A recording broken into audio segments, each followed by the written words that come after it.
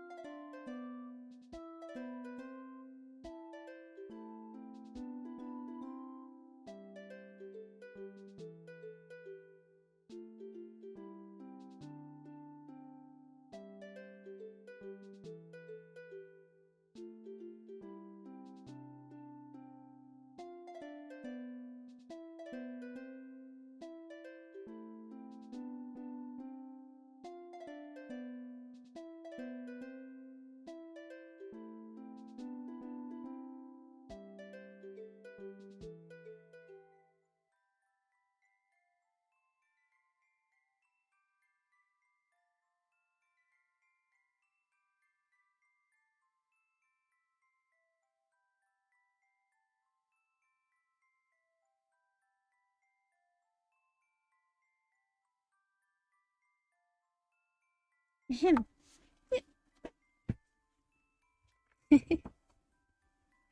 Oh, honey, I'm home.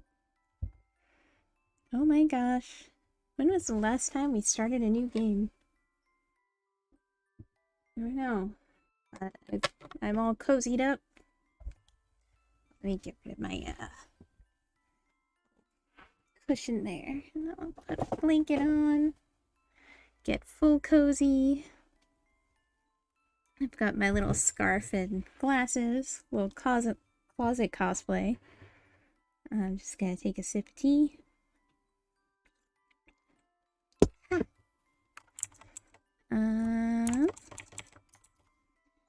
Feel like I'm forgetting something, but I did my tweet. Did my Discord ping. Let's check the results for the poll. I think it was looking like... Yep. We're sticking with the voice acting, which is probably best for me, anyway.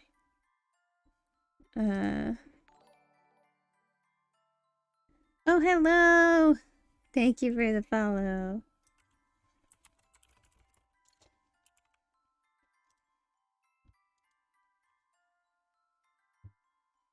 Heart of the woods, let's go!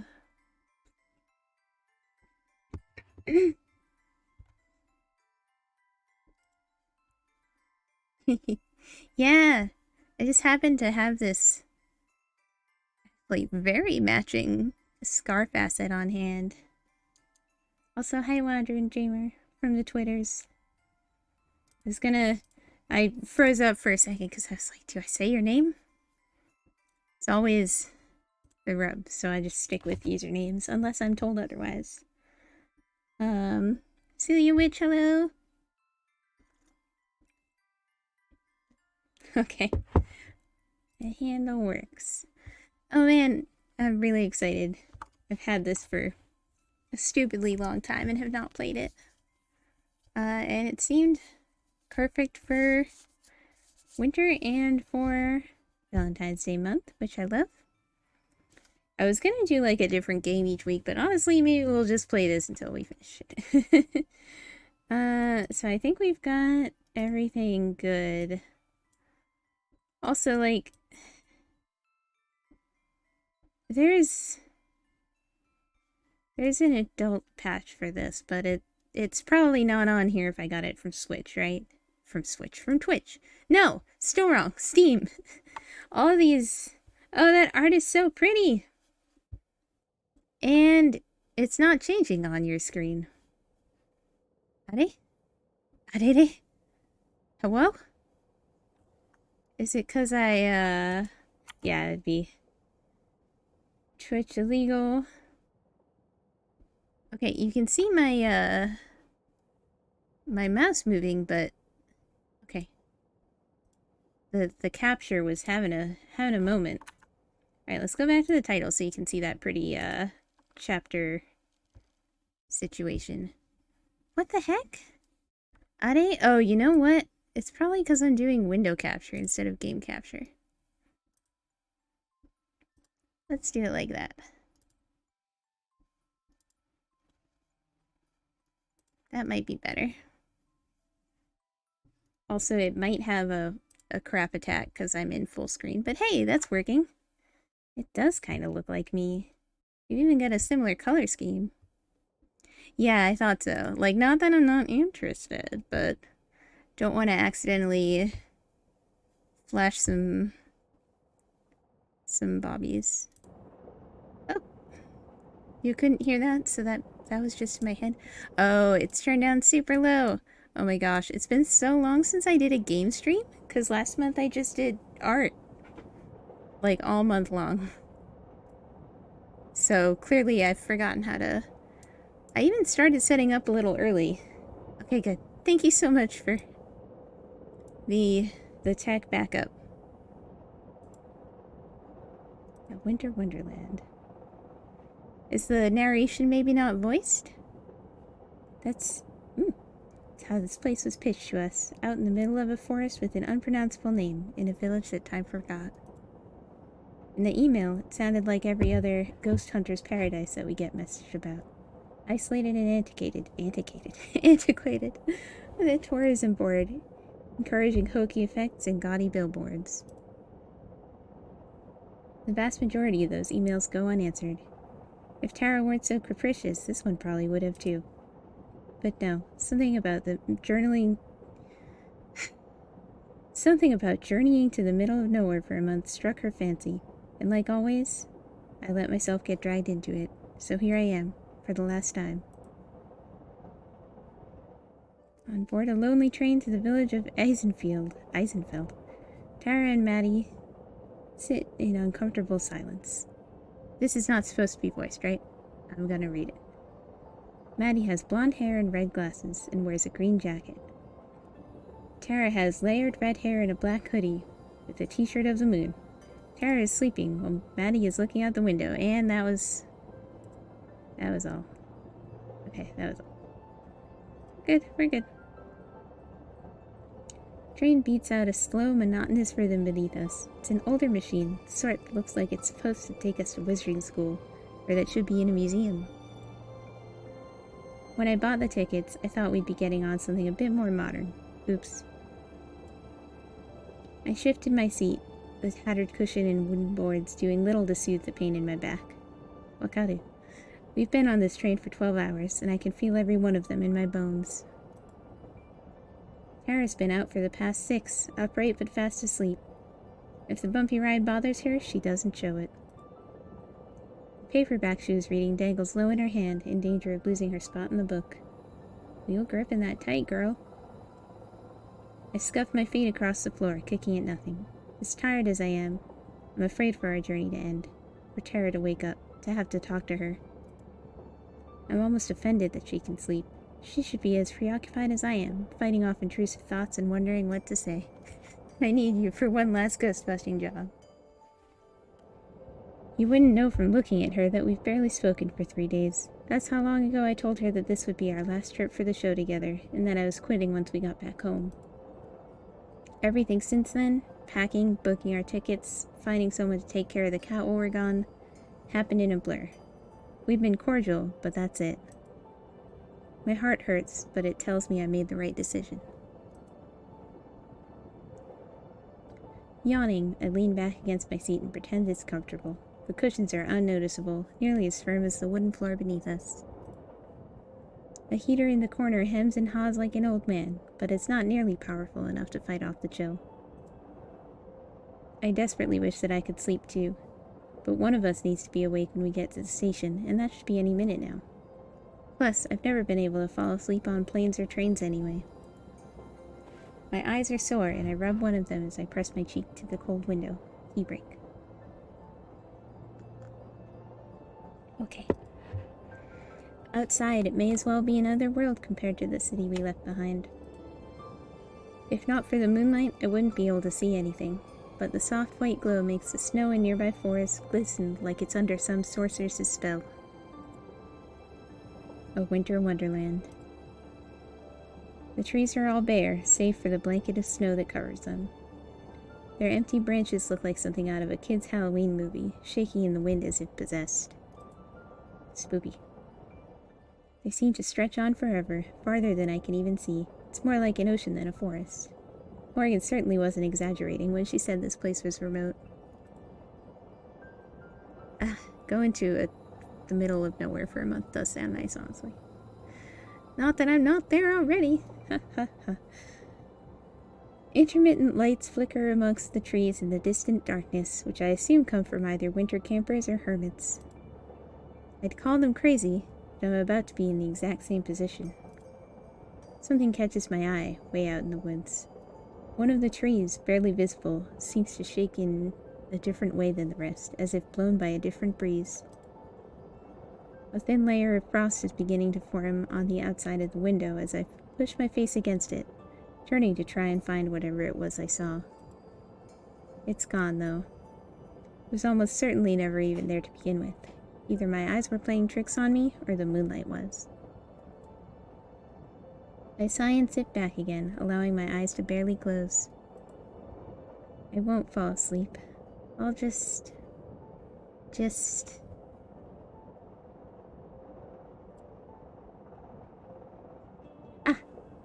I'm jostled back into alertness as the train lurches harder than before.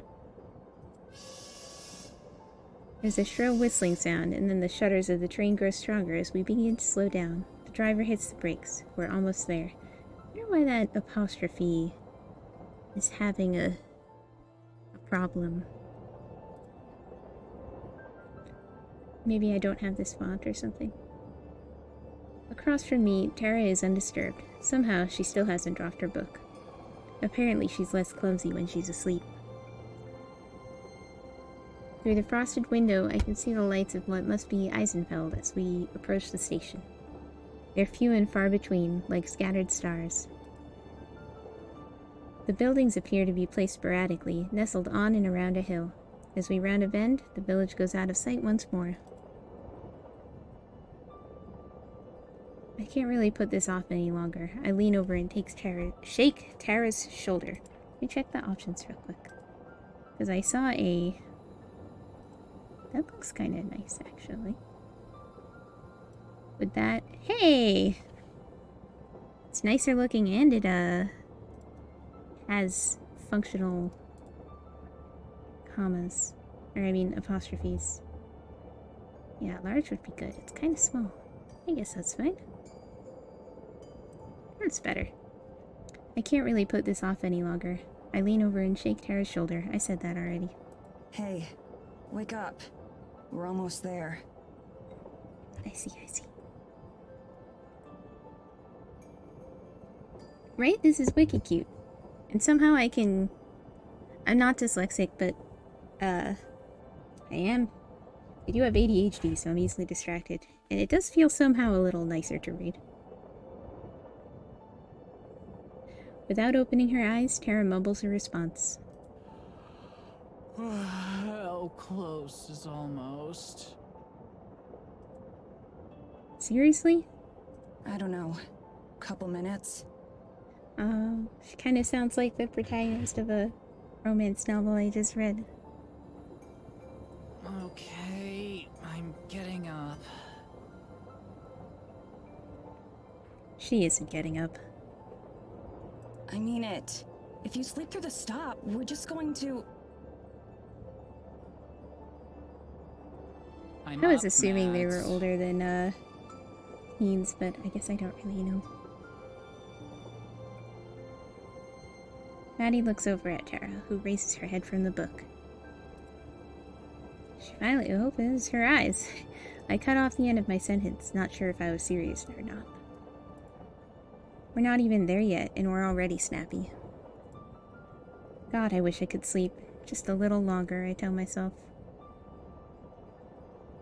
With the narrator and voice, I guess that makes Honey Melon the voice of God here.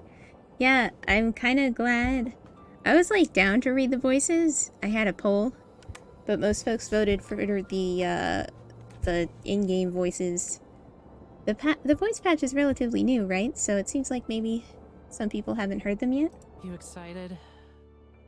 And now I'm kind of glad because there's a lot of narration. So I've still got plenty to read. Little bit. Yeah, you are. Lie. You? Kinda nervous still. What is there to be nervous about? We've done this 1,000 times. Yeah, Voice well, with the this isn't narration like too. those other Like, 1,000 yeah, that would have been a times. lot of reading. I don't know what I. Not that that's a bad thing, but I don't know what I expected. And you know that. She shrugs again, not meeting my eyes. I don't know, Maddie. I'm sorry. Let's chill. Yeah, sorry. Now it's got a new weird thing, but it's still less distracting than the apostrophes were. We lapse into silence. At least when she was asleep it wasn't awkward. I just want off this train. I want to be distracted by going to the cabin and taking in the new sights. Any minute now. Hey, listen. Hey, listen. Yeah? I know you're like not super thrilled to be here. She pauses, likely hoping for me to disagree. I don't. But let's just be cool, okay? Let's just try and have a good time. Followed another person's stream. Did both great Ace Attorney games. Those are like 95% of voice. It's a lot of talking and silly accents. That does sound fun. This is a good medium. I breathe a deep sigh and let it out slowly. She's right. I'm committed to this trip. I can at least make it easy on myself. Yeah, okay. Sorry for getting bitchy. I'm tired. I feel ya. Hey, how do I look? Like you just slept for 6 hours on a train. That bad, huh? She messes with her hair in some attempt to improve its state. The results are unnoticeable at best. Hopefully it's good enough for Morgan. Fisher. Morgan Fisher. If she's meeting her online hero or whatever, then I doubt she'll care that your hair's a mess. God, I hope not. I don't want to end up on some fashion faux pas vid. For real though, if she's super fangirly, then let's just let her get it out of her system and hopefully she won't make things weird later. Making things get weird later is kind of our specialty though. Yeah, true. But hey, it got us to 250,000 subs, so like, we must have been doing Wow. something right. I just nod. I still can't help but fixate on how everything she says is past tense. It's over after this. It's fully my decision. All I have to do is say the words, and things will go back to normal. I doubt Tara would ever bring it up again if I asked her not to. They're getting advertising money with all those subs. Yeah, seriously. Are you getting the Akasupas? I guess they're probably not live. It'd be so easy.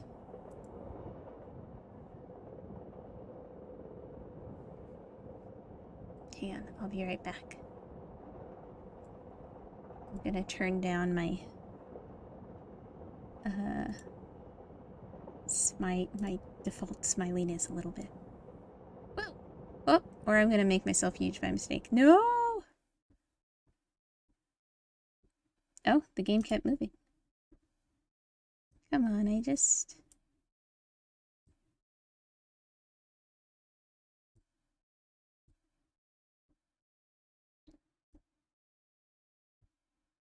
Okay. Visible Honey Melon. I'm back. Oh, now I'm too small.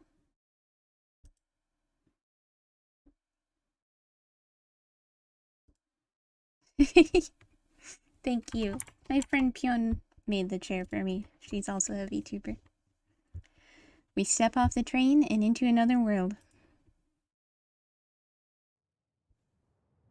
A frigid wind saps the heat from my body almost immediately, as if it had been waiting until we arrived to pelt us until our skin felt like it was burning. Guessing there's just no sound at the moment? Or no, there is. Wait. I don't hear it. Oh, I had mine turned down a little bit.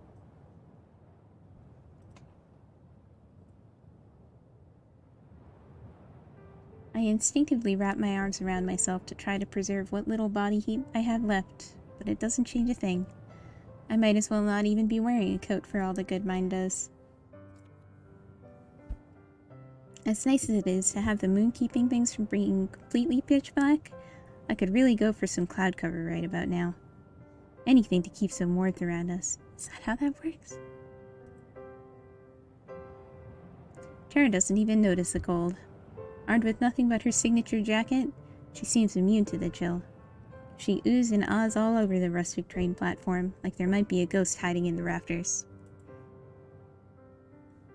Just a minute later, the train rumbles off into the night, leaving us behind. Not a single passenger boarded. Oh, this music's nice, although I might have turned it up a little too much. Did I? Rika. Tara watches it go, nodding in approval. Okay, this place is too loud, already killing it in terms of atmosphere. I forgot the voices are turned up much louder than the... Oh, this is good. I turned it back down. I'll put it somewhere in the middle. Sorry. I forgot the voices are significantly louder than the music. It's like she's completely forgotten the uncomfortable energy that had filled the train, back to her usual overly excited self. That's a cute expression. This is too. I should probably be better, but instead I can't help feeling jealous of how she can just shake it off. Yeah, those do seem like thin layers. She has a little pocket camera that she's been carrying with her, and she uses it to take a few pictures of the inky blackness surrounding us. I glance upwards at the lights which hang from the ceiling. Hello, you're here! We just started. We were on a train. We're filming our last ghost hunting video as gal pals. I've got a scarf. They're small candles lit with real flame as opposed to electric. One of them has blown out and swings uselessly in the breeze. They're about as ineffective at keeping away the darkness as my coat is at keeping me warm. The low light will surely ruin Tara's photos, but she's snapping away without a care. Ha! You know none of those are actually going to be visible, right? She ignores me. I should probably just let her enjoy the moment. This art is so cute. This place really does feel super eerie. Listen. I do, and it soon becomes apparent what she's referring to. The silence. All around us, it's quiet. Even the sound of the train has faded, leaving us in total solitude. I am going to turn the voices down a tiny smidge, so that I don't keep getting faked out and turning it up.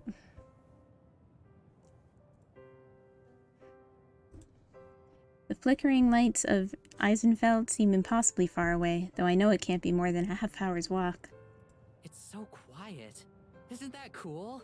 We're definitely not in Kansas anymore. That's one way to put it.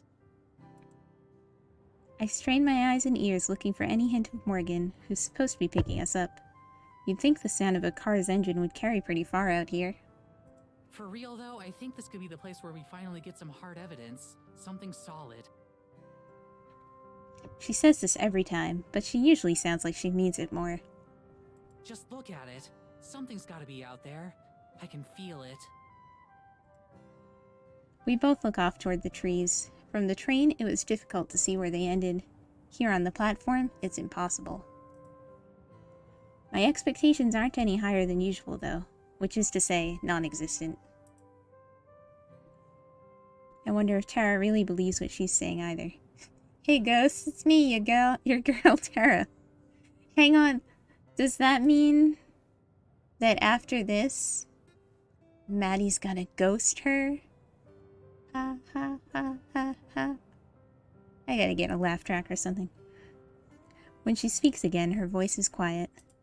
That would be the perfect send-off, wouldn't it? Thank you. Her words sting. Damn it, not here. Not already.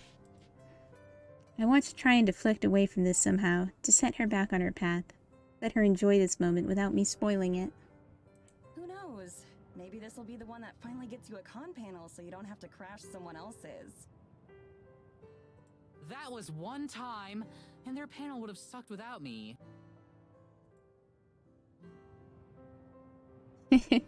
Cons. Her voice has an edge of her typical bravado again. It's a relief to hear. She returns to her camera, and I give myself a moment to try and take in my surroundings. Wow. Supernatural or not, there's something oddly serene about this place. That said, I'd like it a lot more if it wasn't so damn cold.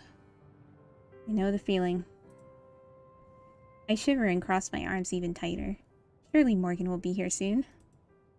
I can't wait to see the village tomorrow. I hope it's like one of those museum exhibits with the little replica towns and people. In what way? Like, architecturally. She sounds out the words slowly. All rustic and old-timey. I can't imagine that it'll be that different from home. They've got to be modern enough for Morgan to watch Paranormal after. Paranormal! Oh, that's good. If you're expecting people to be walking around in monocles and waistcoats, you're gonna be disappointed. Here I thought I'd finally get a chance to show off Finger how amazing guns. I'd look in a top hat. I'm sure you'd be the teen heartthrob of the Victorian era. Wow. Yeah, the voice acting was a good choice. She gives me a brief snort of amusement. Her responses feel more muted than usual, but the fact that we're still able to banter is a good sign.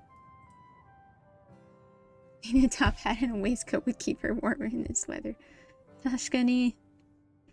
I'm glad that I can cheer her up, even if I was the cause of her low mood in the first place. They have legs. Are you wearing a skirt? Because that would probably be why you're cold. Unless it's whoops. You got wool leggings or something. Hi, Epic. However, after a moment, she looks back at me. Her expression is serious for once. Okay, so about Morgan. Like I said before, let's give her a chance to get all the excitement out of the way first. We should be nice and friendly, but let's try to keep it professional. I never thought I'd hear you, of all people, say that. We're playing Heart of the Woods. I find myself flashing back to all the unprofessional situations I've had to extricate Tara from. ranging from bad one-night stands to actual police custody. Oh no. There are a lot of ways I could describe Tara, but professional is definitely not one of them. Hey, I usually make a good first impression. She's got single and double finger guns. Wow, game of the year. It's just the second impression and beyond that you've got to watch out for. I laugh out loud at that, and I catch her smirking before she looks away. She can play it cool all she wants, but I can tell from the way she's bouncing up and down that she's undeniably excited for this fangirling she mentioned. It's usually one of her favorite parts. I'm sure a little ego boost will go a long way right about now. I can feel myself hopping back and forth slightly as well, but that's more out of a desire to keep my blood flowing. Thankfully, it isn't too long before I can see the silhouette of someone approaching through the storm. Oh, thank God. It's gotta be her, right? Given that we're the only people out here, I really hope so. Whoa!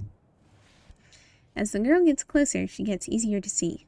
She's not exactly an imposing figure, but she moves with purpose.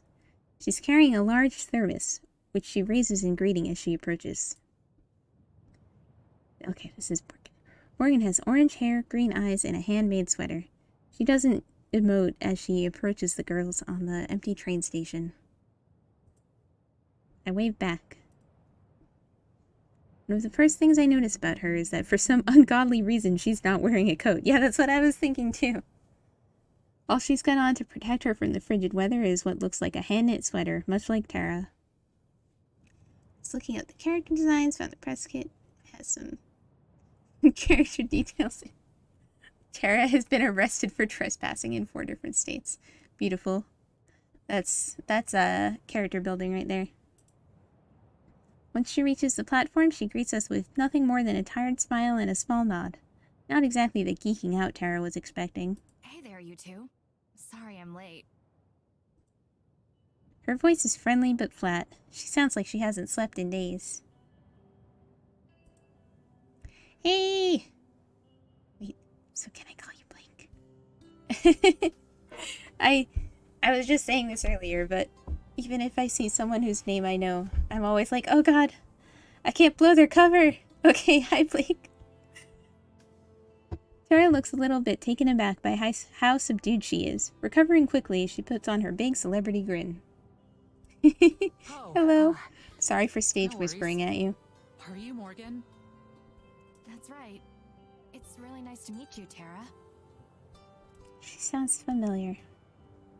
Morgan's smile does seem to grow warmer as she greets her, but her face quickly regains a neutral expression a moment later.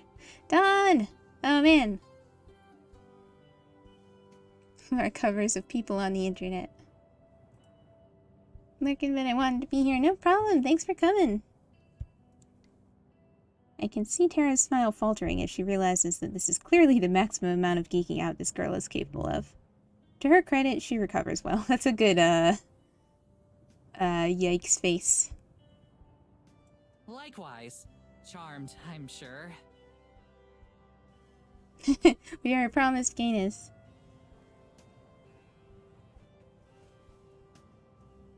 Okay, maybe not that well. Tara extends her hand and Morgan gives her a brief handshake before turning to me. You're Madison, right? I think we spoke online already. Just Maddie is fine. Nice to meet you. Oh, Kara Buckland. Alright.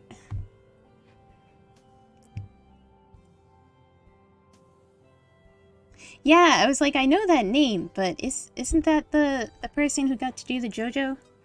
I don't go to JoJo, but, like, she was a huge fan of the character, right? I saw on Twitter, so I was excited for her. She shakes my hand as well. It's a firm, friendly handshake that ends as quickly as it began. Before she continues, she takes another sip from her thermos. I find myself wishing for a cup of coffee, too. It really is nice to meet the two of you. I'm sure you receive a lot of invitations, so I'm glad you were interested in mine. Yeah, I think I think we're talking about Morgan?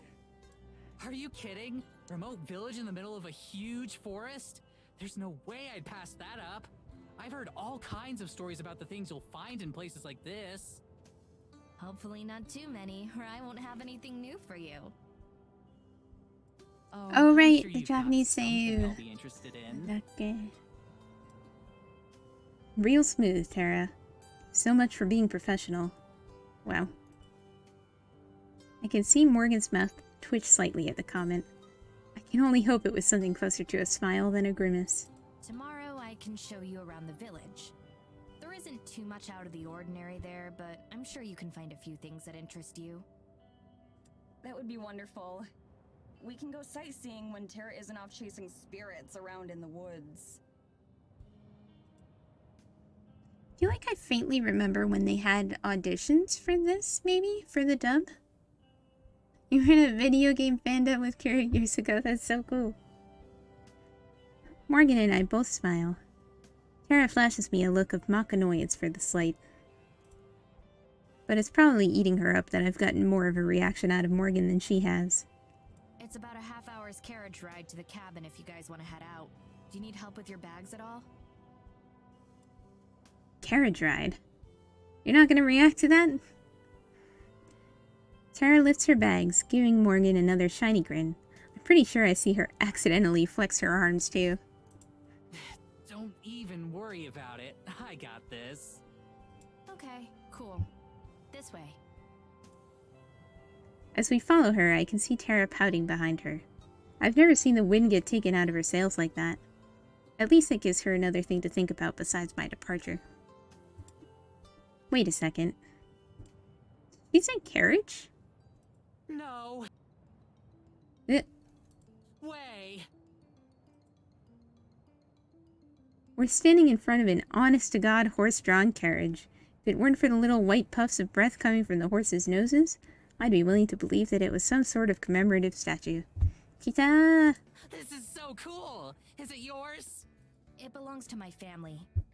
Given that there aren't any roads through the woods, there isn't really a point to anyone out here owning a car. Okay, so this is not a, like, they don't know what cars are situation.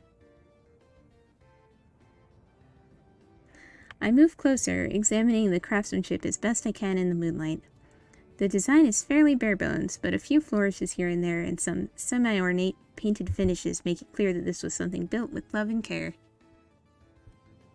Yeah, I have been wondering how horror-y this game is. It's not that bad, right?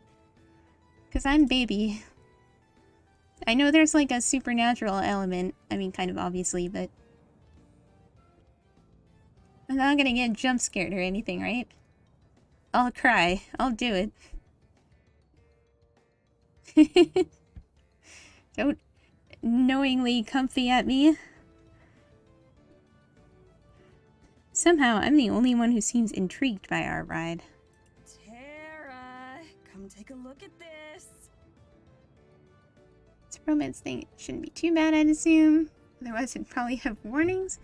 Yeah, I looked at the tags on Steam, and it was like dark fantasy, I think.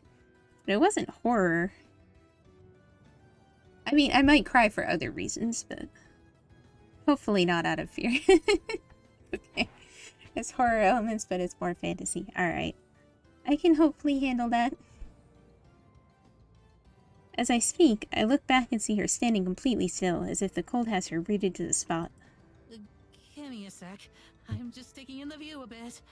From a distance. She's trying to act nonchalant, but her wide eyes keep flicking toward the horses. Her previously genuine grin has turned into a very nervous grimace. Oh my god. She's scared of horses. Slowly inching forward, she scoots further away from the horses as she approaches the carriage. I doubt she planned for part of her first impression to be Morgan learning that she's absolutely terrified of horses. Oh my god, I had a friend in college who was completely terrified of horses. If I can sidebar. Actually, one of you might know this story. Let me adjust my scarf real quick. The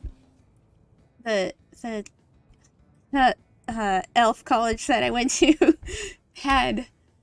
occasionally had like mounted policemen. You know, fantasy realm stuff, very normal, very cool. And apparently our our friend who just has an absolute irrational fear of horses. I mean, I get it. They're a little creepy. But I guess he saw one coming and was like mid-conversation with someone and just like dove sideways into a bush, if I'm remembering right. I mean, like, I don't know. They're really big, so I don't not get it, but like, he truly dove for cover. I still think of that on a regular basis, especially when it comes to anyone being scared of horses. My mom likes horseback riding, so she tried to instill that in me and my brother too. Plopped us on horses as soon as we were old enough to sit upright. That's cool. Yeah. I mean, I like them. I wouldn't say I'm scared of them. I'm imagining, like, in certain contexts, it might be scary. But it's not... I don't think it was even that close to him. He just, could not handle it. I rode one once or twice when I was a kid. I had, like, a cousin who, like, did lessons at a stable or something? I don't even know. Don't mind horses, but I almost fell off one the one time I was ever given the chance to ride one. Oh no. I think I've fallen once. I've had to jump off one before though. Whoa. That is intense. It was that kid who did horseback riding camp for a week every summer. Is it the forbidden, I only have the phrase horse girl on the mind because I saw that tweet about Uma Musume. Oh my god, what? It was like a crossover with Uma Musume and something else. And it involved the word like, she'll lose her Uma Musumanity or something. So horse girl, but not a rich horse girl, so no regular riding for me. I get that. I feel like you don't have to, like, have a horse to be a horse girl. I definitely had plenty of, like, a good handful of the picture books, or, like, chapter books, or whatever, about,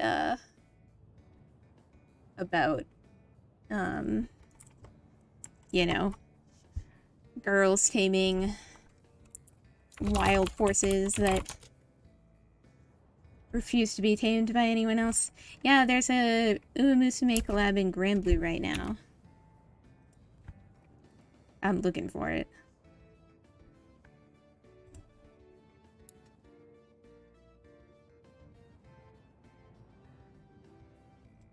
I'm gonna post the tweet. Yes, I was definitely more of a future pop star. I had a group. We were called the Galaxy Girls. I still remember the lyrics to our song, and I will take it to the grave.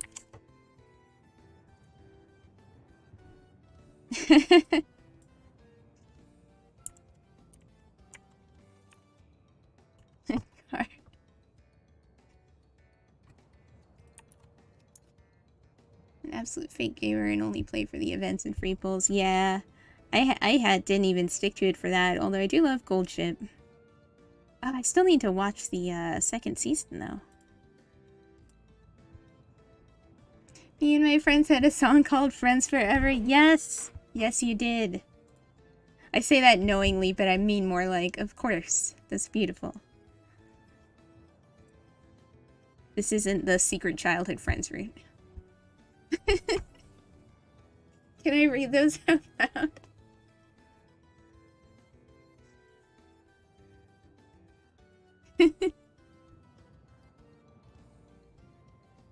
Oh right, the Uma Musume game. Did it actually finally come out? I don't even remember. Okay. Hang on. Hang on. I'll get back to the game in a second. Derailed by horses. Story of my life. The lyrics went, friends forever, enemies never. Friends forever, enemies never. That's just like we are. Beautiful. When will you be collaborating with the Galaxy Girls? The first season gave up, but I want to try the second season. I listened to the Idle Days episode on it. That covers everything I need to know. Idle Days. I don't really do podcasts, but I wouldn't not try an idle-related podcast. The conversation is galloping out of control. Okay, it really is. Alright. I would even say that we should probably rein it in. Alright. Oh, I'm out of tea. Alright. Sorry. Sorry about me. I doubt she planned for part of her first... Oh, I already read this. That's why I got... Desione! Ah! Oh my god. We're out of control. We're going buck wild. Is that a horse joke? I don't even know anymore. She had better at least learn to tolerate that, or this is going to be an even longer trip than I expected. Wait, if this is the only way through the woods, how are we going to get back and forth between the cabin and the village? Don't tell me we'll have our own carriage. Neither of us can drive one. Oh, I'm going to be driving you. I can take you back and forth and help you navigate the woods. You didn't expect me to just let you wander around a forest in the middle of nowhere without a guide, did you? Kara, still slowly making her way towards the carriage, does her best to give me a look of excitement. If anything, it resembles the look of a panicked hostage. The fact that she's still trying to play it cool is almost admirable in its futility. You're sure that's not any trouble? I'd hate to inconvenience you any more than we already have. It's no trouble. I run my own shop, so my schedule is pretty flexible. I'm more than happy to help. She looks over at Tara, who has finally made it within a few feet of the carriage. She shoots us both a thumbs up. I have a feeling she might need it. Trust me, you have no idea. Good read. Wow, look at this whole carriage setup. Shouldn't you be sitting, like, outside the box if you're maybe she's not driving right now? I guess she's not. Morgan turns and deftly swings up into her seat, taking a hold of the reins. Wait, she is! Okay, well, I mean, I don't really... Yeah, she's got long reins. Maybe this is actually, like, the very front of the carriage, and it just doesn't... And I just can't tell because of the angle. I have been translating this series that has a lot of horse-drawn carriages. This is probably why I'm getting hung up on the horse and carriage. Y'all got me equestrianing my sanity. That was a... No. It's good. It would have been better if I read it more smoothly. Is it bad that I just paused and mentally sung the Equestrian Girls ad to myself to try and remember how that goes? Or how to pronounce that, rather. But that's not... Wait, was it that? Oh my god, I can't dig any deeper into horse lore right now.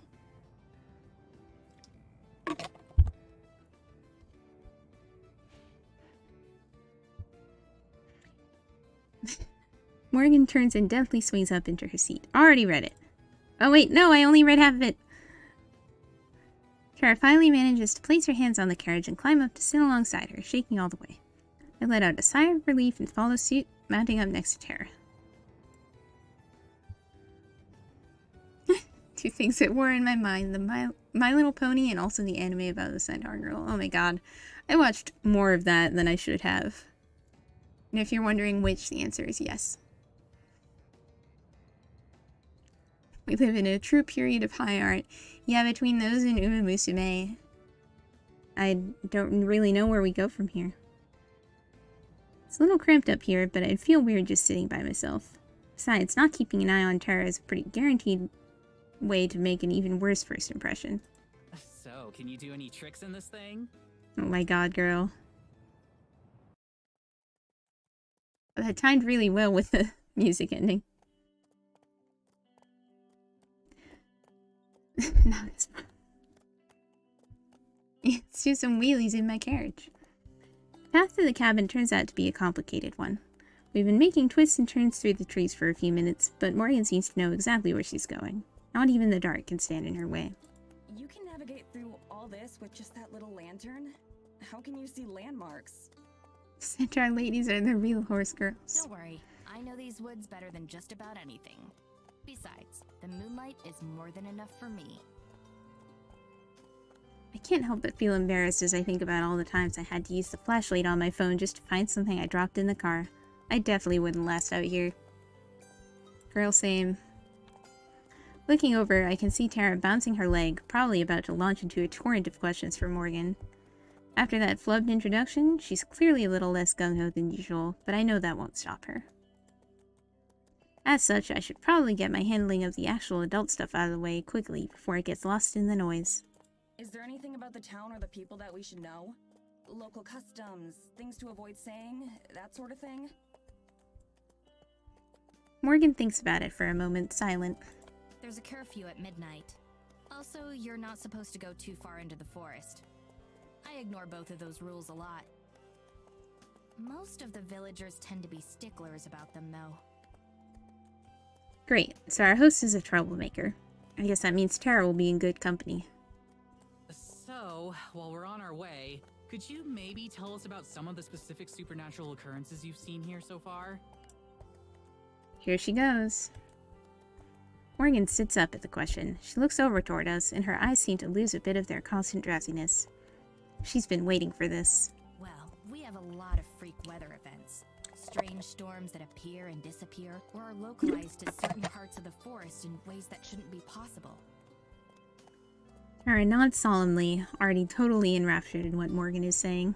Sometimes when I walk in the woods, I can see strange lights here and there. Like tiny little stars inside the forest. I've never been able to get close to them, though. Seems normal. I raise an eyebrow but don't say anything. We've had countless cases of strange lights before, all of which have ended with a rational explanation. That doesn't seem to dampen Tara's spirits, though. I start to drift off. This is more Tara's jurisdiction anyway, so I'm sure they can just wake me up when we get there. There's also my cat. Your cat is a supernatural occurrence? She can talk, so I'd say so. Blech! Her words snap me out of my trance. Looking over at her, I expect to see her holding in a laugh or sporting some kind of mischievous grin. But her face is as serious as it's been since we arrived. Your cat can talk? Like, talk the way a human does? Yes, she's very well spoken, in fact. I try to hide a sigh. Weird weather and lights in the woods are ambiguous enough that we can play along with them. But every so often we get these blatantly fake claims too, like a talking cat. Tara, however, instantly perks up once her words sink in. You can't actually believe her, right? So, could we talk to her? She won't mind if I ask her a few questions, right? I was hoping you'd ask. I think you'll be very interested in what she has to say. The whole thing is clearly some kind of joke, but Tara is absolutely taken in. I can practically see the wheels turning in her head as she plans out her follow-up questions. That's never good. So, do you have any ideas about what could be causing it? Something in her diet, maybe? That's where you go first? I don't think so. Have you been feeding her some kind of special Eisenfeld cat food?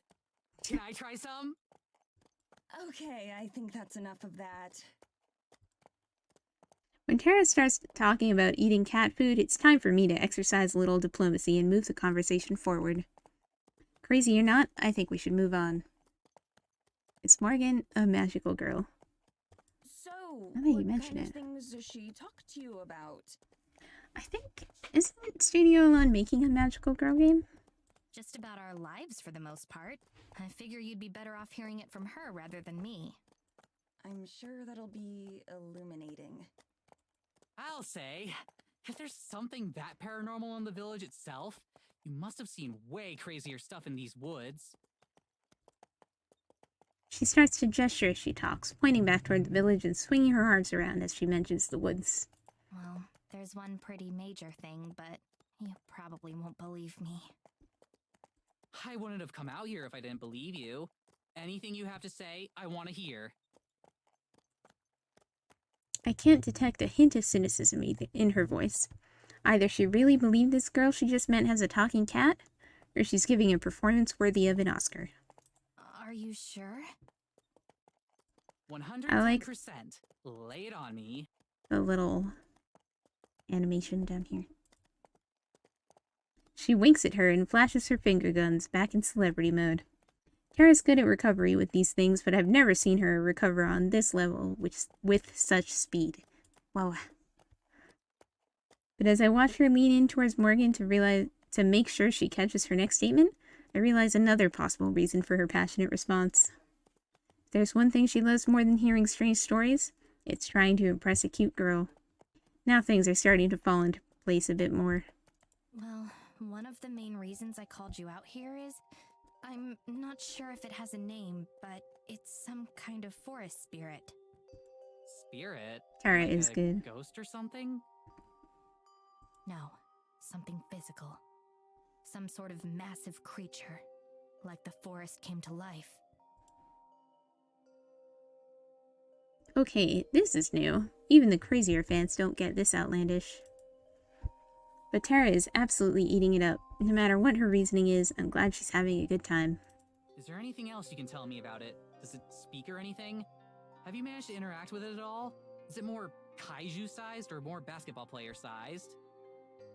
I've only seen it once, specific. unfortunately, so I don't know too much about it. I've searched for it a number of times since, but without any results. Who knows? Maybe you two will have better luck than I have. That's what you're best at, isn't it? In terms of talents, I'd say it's certainly up there. Morgan's mouth turns up into a small but seemingly genuine smile, and her expression grows slightly less intimidating. I knew you'd believe me. Nobody else around here does. You would think you could handle a kaiju-sized ghost. Rule of thumb, leave it alone. Yeah. I can't imagine why. Feel a pang of guilt as the thought crosses my mind. As crazy as her story sounds, it can't possibly be easy feeling rejected in a community this isolated. No wonder she was so eager to bring us into the fold. So, how far away would you say we are from the cabin? We should be coming up on it any minute now. I'll help the two of you get situated and then head back. I'll be happy to tell you more about the spirit tomorrow. Thank God. Oh yeah, great. That's great. I'm exhausted. That much isn't a lie. All I want to do right now is pass out. Madi is relatable. It's not just because we've got a matching color scheme. We've passed the last of the houses that I can see, but the sparsely marked path continues on toward the forest. The last traces of civilization are behind us now. By any minute now? What exactly did you mean? I can't keep the biting tone entirely out of my voice. Yeah, I heard it. That was a good line read. Just ahead. She points forward into the darkness. I strain my eyes to see anything other than murk. Finally, I spot the faint outline of a small cabin practically swallowed by forest. I started the heater before I left to get you, so it should be warm. That's what I like to hear. You're like Prometheus. I'm surprised you know who that is. Why? I love that movie. Morgan suddenly jerks the reins and the horses come to a stop. Tara and I are rattled from our seats and nearly fall forward. Damn it. What happened? Rather than answer, Morgan just glares into the darkness where the cabin is. I strain to see what she does as my heart starts to race. Is it a wild animal? A bear? Wolf? Oh no. Oh no. There's the sound of footsteps as a shadow detaches it from the cabin and itself from the cabin and moves toward us. Hang on.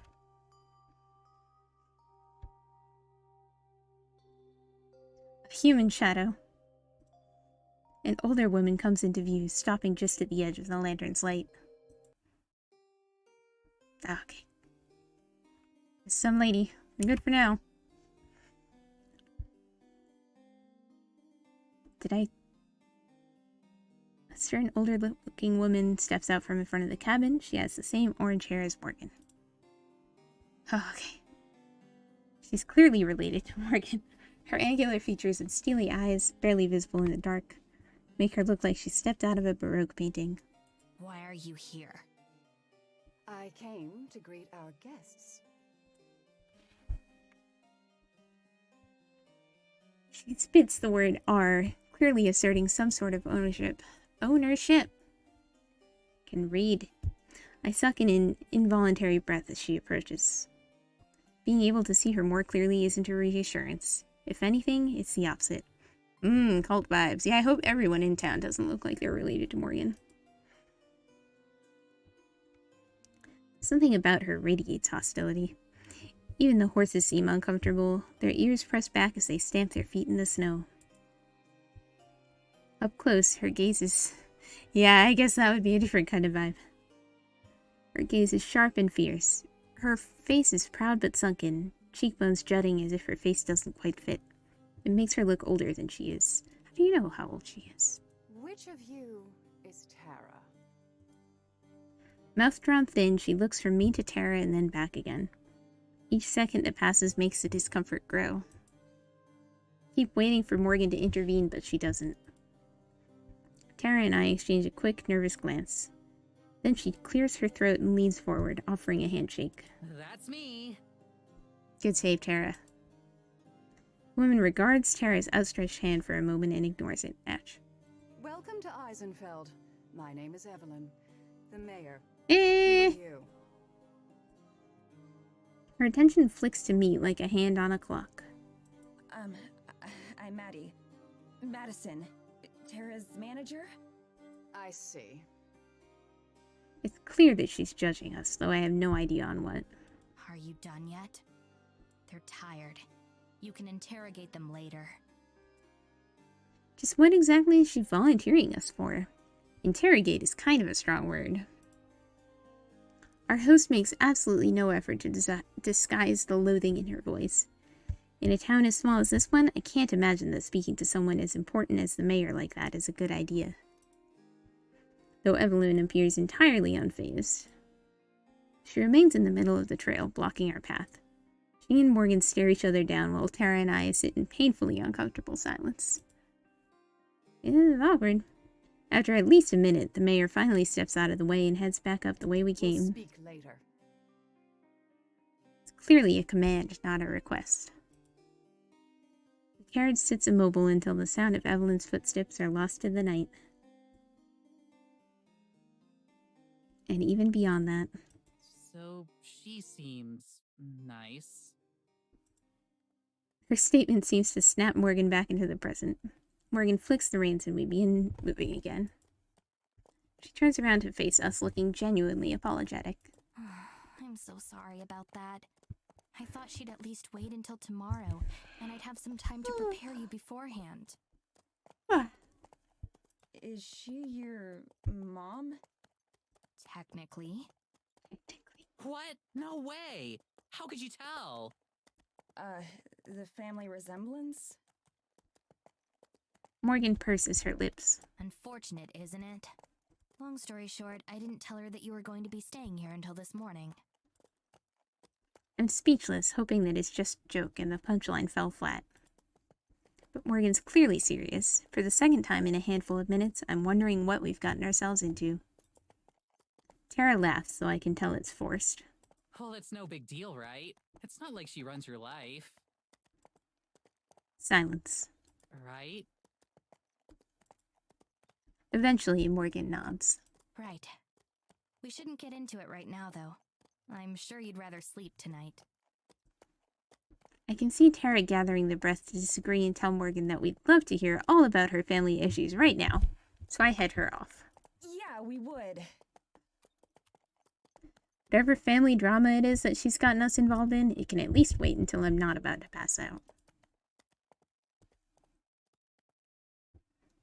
The carriage comes to a stop just a few feet away from the door. A small stone path has the snow cleared away from it and leads to a short flight of stairs. We're facing a large window, although it's dark and impossible to see into. Morgan vaults out of the carriage, nimbly landing on her feet. I'll unlock the door.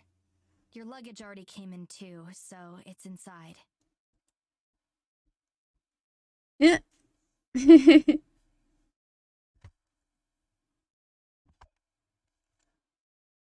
Excuse me, hiccup. Tara launches herself out of the carriage just like Morgan did, and then she quickly scurries away from the patient horses, eyeing them for any sudden movements. I climb down and she stands an extremely safe distance away. I can't carry all of this on my own, you know. Thank you for the watermelon redeem. I need that.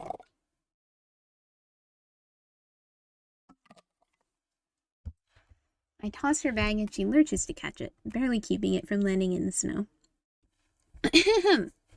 We stand back and watch as Morgan fiddles endlessly with the lock on the door, pushing and trying again over and over. Now that we're so close to the end, I can feel the last of my reserves of energy rapidly draining. The bags in my arms feel like they weigh 1,000,000 pounds. So, what do you think? She mutters as quietly as she can, though her timing couldn't be worse. I think I want to go to bed. Same as ever, then. You know me. I knew I related to her. Rubbing my arms, I peer into the forest. Just beyond the first few lines of trees, everything fades into an inky blackness, thick and impenetrable. The background art is really nice. I shiver, not entirely because of the cold. A cool breeze rattles the empty branches as they scrape against each other, mimicking the way I'm trying to stay warm. Finally, there's a banging sound as Morgan solves the mystery of the lock and nearly falls through the door. She pokes her head back through like nothing happened. I got it open. Hallelujah. I haul my way inside and into the blessed warmth. It's been so long since we've been near a working heater. A small lamp on the side table casts a bit of light over the small room. Our luggage, as promised, is scattered haphazardly around the living room, just like home. Tara slips past me to bounce around and examine it all, her bags hurled as carelessly as I pulled them out of the carriage. Oh my god! Holy shit! This is so cool! It's good. I think I saw that this was made at least partly with Ren'Py. So, wasn't expecting the sprites to be like so dynamic. It's been a long time since I used Ren'Py, I guess. There's nothing really out of the ordinary, so I just stand there and wait for her to get it all out of her system. Isn't this the coolest? It's like staying in a history museum. That's the kind of thing you'd usually treat like a punishment. Are you kidding me? I love history. We even did that whole series on the history of cryptids in the American Midwest. And I spent like 3 months on that special about Bigfoot's impact on the Great Depression. That's one of my favorite episodes. I had never heard of the theory that FDR was a cousin of Sasquatch. To be fair, I don't think FDR did either. Morgan laughs and I just roll my eyes. I mean the kind of history that actually happened. History is doomed to repeat itself, Mads. I don't even respond. That whole episode felt like the plot of an awful low-budget B-movie. Instead, I cross the living area towards a tiny hallway with a pair of identical doors. These are the bedrooms? That's right. They're the same size, so there's not much of a difference. Guess I'll take this one then. I push open the closer door. Inside, it's just 4 walls with a bed, a shelf, and a small dresser. I drop my bag on the floor and roll my suitcases in.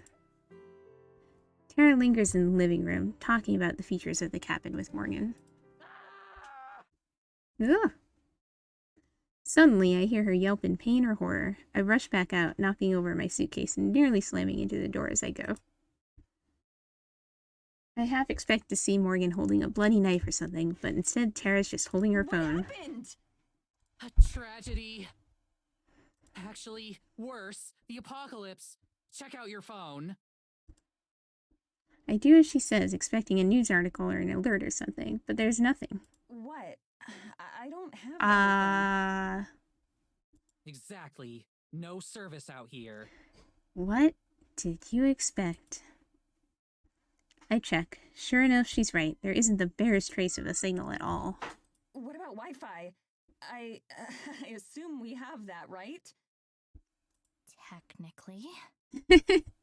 You didn't ask about this beforehand? Oh no. I stocked up on books and downloaded a bunch of new films before we left, since I wasn't expecting to have much connection out here anyway. But I'm willing to bet the thought never even crossed Tara's mind. Good thing I packed a few books I think she'll like, too. Tara glumly pockets her phone again as Morgan gives us a small smile. Let me give you the quick tour. I don't think it's entirely necessary since we can see everything ourselves, but I don't stop her. This is the kitchen. There's a stove and an oven. The stove is somewhat picky and doesn't always like to work. Sorta like mine. Actually, I guess it's the same for the oven. Also sort of like mine. Don't worry, I don't know how to cook anyway. Over here is the Tanomashina. fireplace. I can show you how to chop firewood sometime if you'd like. I think I might pass on that one. This is the couch. You can also sleep on it if you'd like. It doesn't unfold into a bed or anything, but I sometimes come here and sleep on it anyway. That doesn't even surprise me. The Wi-Fi password is on a note by the phone. So is my phone number, so you can reach me anytime. Even without a Do signal? you have any questions? I shake my head and look at Tara, who does the same. I think we're good. Thanks for all your help tonight, Morgan. It was my pleasure. Again, I can't thank you enough for coming all the way out here. I'll be sure to make it worth your time. I'm sure. Can't wait to get started. Me either. But I should probably be going for tonight. I've kept you up long enough as it is. She heads out the front door, waving goodbye. Night, Morgan. Thanks again. Good night. Through the large window, we can see as she starts to make her way down the path. I'm gonna go to bed too. Yeah, same. We switch off the lamp as we head to our respective rooms. Tara grabs her bag from the floor where she tossed them. All right, see you in the morning then? Yeah, night. I shut the door behind me, and she does the same. I sway like a zombie as I stalk towards my bed. It takes the last of my strength to dig my pajamas out of my suitcase and change. Excuse me. And there's a window here that looks straight out into the forest. The first thing I do is pull the curtain shut. I would do that too. Crawling into bed, I face away from the window and pull the blanket up to my chin. Spoopy? It's heavy and warm, and I wrap it around myself like a burrito. Bed is firmer than I'm used to, and the pillow thinner. There are like 3 other blankets though, so I ball one of them up and use it as a second pillow. As I try to get comfortable, my thoughts start to drift off. A detached part of me is glad that the timing worked out well enough to avoid jet lag. Jet lag? They flew here? And in all, aside from the Wi-Fi, this is pretty nice as accommodations go, especially since we're not paying for it. It seems strange that Morgan would come all the way out here just to take naps sometimes. I can already tell that most of what Morgan does would be considered strange. Strange but harmless, I don't mind. But when I think of her mother, the mayor, a chill runs down my spine and I bundle myself even more tightly in the blankets. I should give her a second chance, though. Especially if she didn't have any warning about our arrival. It stands to reason that she'd be annoyed at Morgan renting out her family's cabin like that. When I think of it that way, her reaction seems pretty justified. I'll just be extra polite to her next time we meet. Hopefully it isn't interrogation like Morgan said. That was probably just her being dramatic. I yawned, wishing sleep would come faster. I expected to be out before my head even hit the pillow, not lying here with my thoughts racing. Try to block out everything and focus on my breathing. In, out. In, out. No! A loud tap, tap, tap on the window cuts through the silence. My heart leaps to my throat as I bolt upright in bed. I get tangled on the blankets, scrambling to haul them off me. One hand, I desperately feel for my glasses nearby. I finally find them and shove them onto my face, nearly jabbing my eye out. With horror, I looked at the window, the one that made me uncomfortable from the start. Ah! It's Morgan. Lantern in hand, fist raised against the glass. Thought you closed. I guess she opened them back up. She stands there patiently. If she knows what kind of emotional roller coaster she just put me through, she doesn't show it. Shakily, I walk over to the window, not even switching on the lamp. With some difficulty, I wrench it open, disturbing a small mound of snow. Yes? It's the best I can manage. Anything longer, and I'm not sure I could keep it civil. Sorry, I forgot to tell you. Please be ready to go by 8, and I'll come pick you up. I just blink, unable to comprehend what I'm hearing. Is that okay? We could make it 8:30, but no later. No, 8 is fine. Is that all? That's right. Have a good night. Sorry if I disturbed you. I slam the window shut and hobble back to bed. Is it a different window from this window? Kinda looks like it's right next to it. Unless there's more space behind this bed. She doubled back in the snow and scared the hell out of me for that?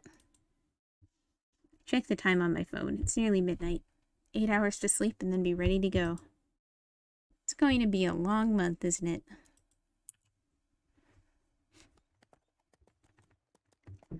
It's 8 hours and 34 minutes later. I know because telling time is my phone's only remaining function. Yet I still check it constantly, like something might change. True to her word, Morgan was there to pick us up right at 8. It's a minor miracle that Tara and I were both ready to go. I don't know who had it worse, me waking up to my alarm or Tara waking up to me banging on her door. Even now, she slowly eats a piece of bread from the kitchen, looking for all the world like a cow chewing cud. Rude. With each bump that the carriage hits, my tiny cup of coffee threatens to spill on my hand. Did not have enough coffee today myself, apparently. I'm not sure that I'd feel it. After answering Morgan's perfunctory questions about our first night, we spent the rest of the ride in silence. She didn't acknowledge at all how she had knocked on my window. Apparently, it wasn't remarkable enough to her to deserve another mention. I watched from over her shoulder now as we approached the town. Okay, so they are sitting behind her. From the train last night, the scattered lights made Eisenfeld appear to be a lot larger than it really is.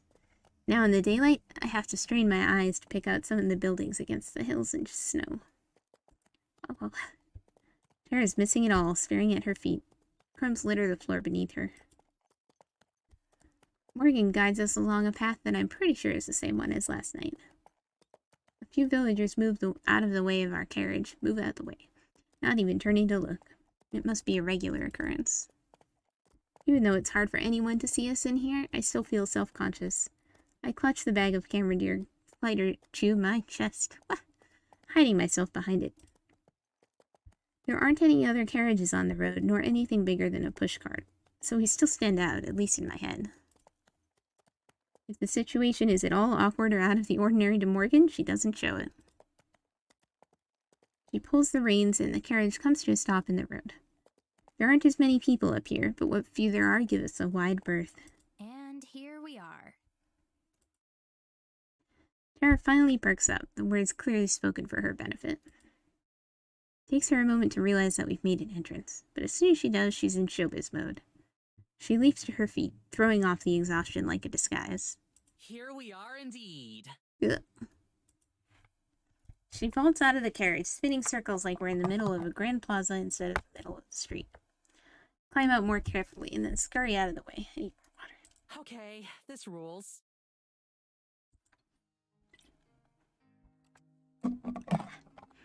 It really does feel like we've traveled back in time. The buildings, all built from wood and stone, look like they've been there for centuries. I mentioned I'm glad we decided to go with the voice acting. The road that we're on and currently blocking is made of cobblestone. It winds its way through the town, despite being covered in well-tamped snow. We're certainly a long way from home. Morgan doesn't disembark from the carriage and instead calls down to us. The town square is right down this road, but if I take you there, I won't be able to turn the carriage around. It's always a pain when that happens. I'm going to open up my shop, but feel free to come by whenever you'd like. I'm sorry I can't show you around right now, but I'll make it up to you later. Where's your shop? Oh, right. She pulls a piece of paper from somewhere and dangles it towards me. I cross the road and take it from her. Unfolding it, I can see that it's a map. Despite being hand-drawn, it's pretty coherent and legible. Certain buildings, like Morgan's shop and the local pub, are denoted by handwritten tags. At the middle of the road where we're currently standing, she's even drawn in a helpful "You are here" notice with a smiley face. Cute. Clearly planned this well in advance. Cool. Thanks. Feel free to stop by around lunch. I'll make you both something. Hell yeah! You're the best, Morgan. Thanks. Morgan gives us a brief wave before heading off to wherever it is you park horse-drawn carriages. I point in the direction of the town square that Morgan mentioned, wanting to get away from all the people who are currently gawking at us. We definitely stick out, if only because of our colorful hair and clothes. Combined, their outfits have the color palette of a bowl of oatmeal. Although they stare, nobody really says anything, either too polite or too intimidated. Both Tara and I avoid eye contact with strangers as we hurry to the empty town square. Well, that couldn't have gone worse. There are a million ways that could have gone worse. If people looking at us funny is the only downside of this trip, then it'll be our best episode yet. I mean, ever. I wish she'd stop bringing that up. It always kills the mood, which was fairly on life support to begin with. Tara rubs her shoulders, having stubbornly chosen not to dress any warmer today. Okay. Girl, why? I shrug my camera bag onto my shoulder and nod. I suppose there's no harm in spending a little time establishing the location. Might as well get some B-roll while we're here. Yeah.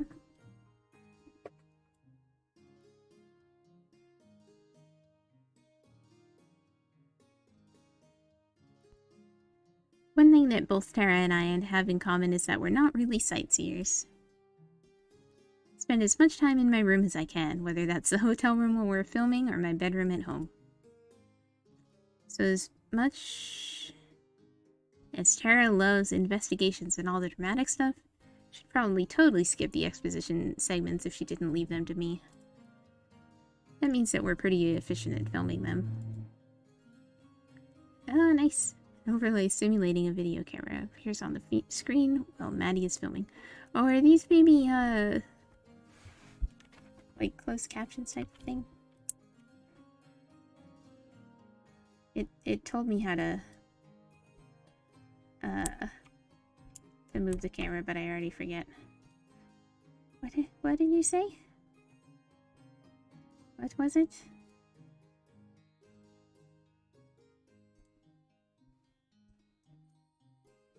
Oh, well, I guess I might as well. I turn on the camera and slowly turn a circle, capturing the ground, sky, and some nearby buildings for footage that we can splice together later.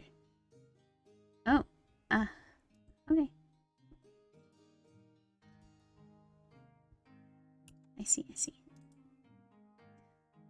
I do a slow pan across some of the houses, then frame and hold a shot of the path further into the village. A young couple passes by, holding hands, and they share a suspicious look at the camera as they go by. Guess I'm editing that part out later. Most of the time, making paranormal videos is just me finding ways to stretch 10 seconds of interesting footage into a 10-minute video. Can I turn up the, I thought I saw a text speed thing. Just because it's got this weird bar thing that happens. Is it really vlogging if you make your friends shoot it for you? I mean, I guess they're a team? I don't know. That's something else that we're both good at. Cold wind makes it hard to keep a steady grip, so I stow the camera and shove my hands into my pockets. Stow the camera? Yeah, probably that one. Get anything cool? Unable to browse on her phone like she usually does while waiting, instead Tara watches from over my shoulder as I record. Not really. There's not much to see here. Yeah, it's kinda less impressive up close. It's the kind of place that you'd expect a tumbleweed to blow through, like if the climate fit. Wow, you're turning into quite the poet. Oh, shut up. What? It was a compliment. Anyway, since filming the village is a dud right now, we should follow up one of the rumors Morgan was talking about the other night. I'm thinking giant tree spirit. That's the most interesting one she talked about for sure. That's the headliner. What about the We need to talking build up to cat? that one. Oh yeah, definitely. Picture this. We head to the woods to get some creepy shots. Do it right around sundown. Make it super ambient. Lots of atmosphere, wind sounds, maybe a wolf howl.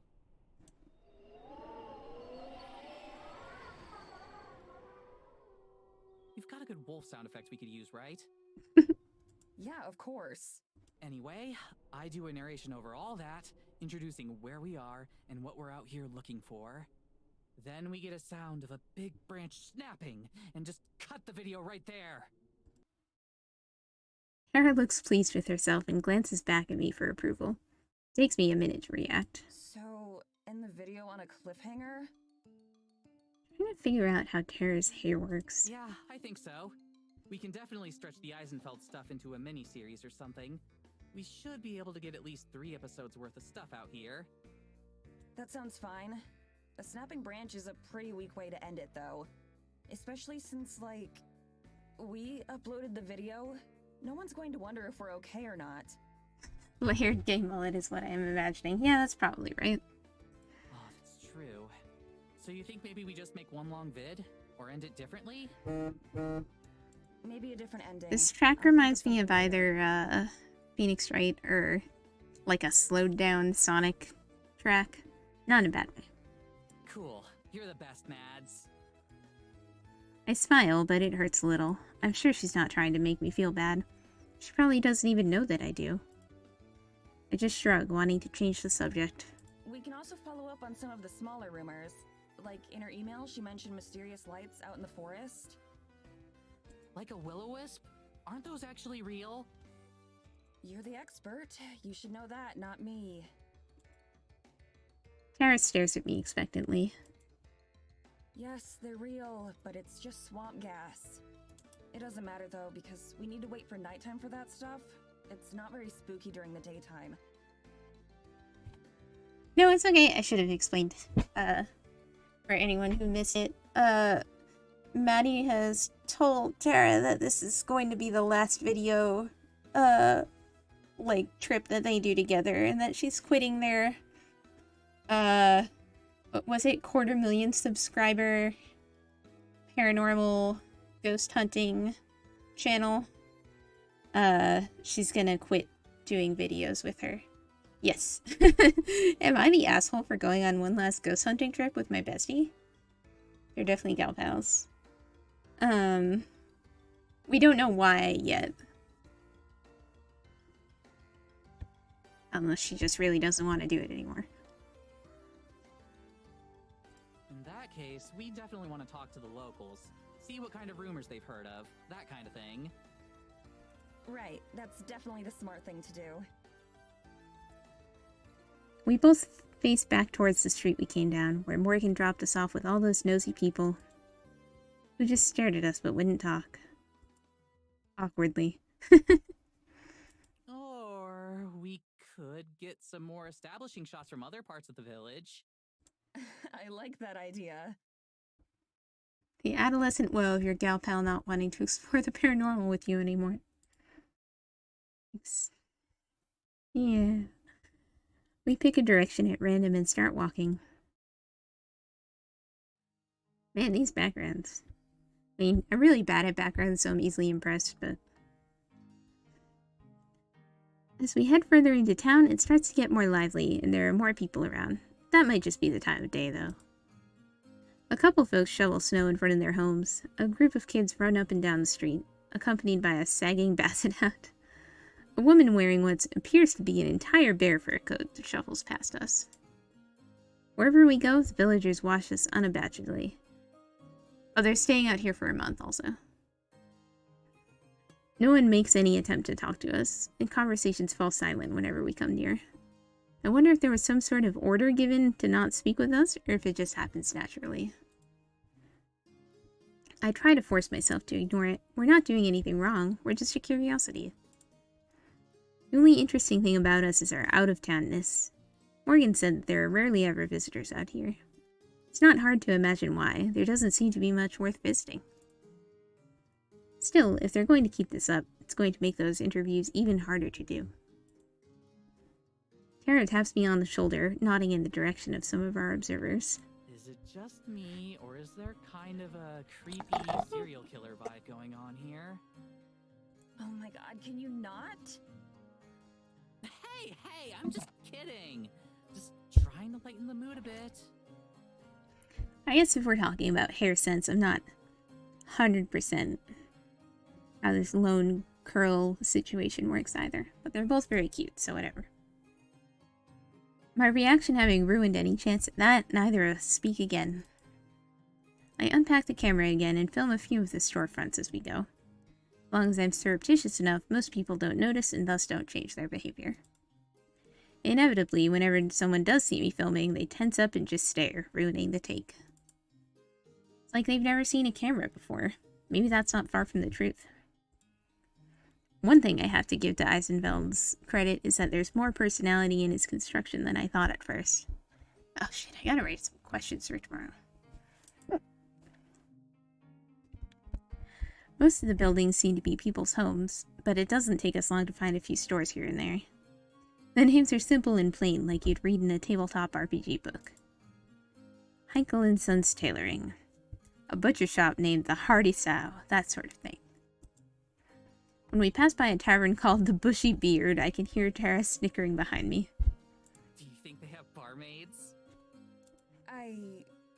What? Like the sexy Oktoberfest kind? Do you think they have those here? Do you think they have those here? Tara's words are so out of nowhere that they takes me a second to mentally process. This isn't a Renaissance fair, Tara. I'm pretty sure they just wear normal clothes to work. Tara's mouth gapes wide open. Wait, what? Back up. Ren fairs have sexy barmaids? My god, I haven't been to a Ren fair in so long. I have no idea.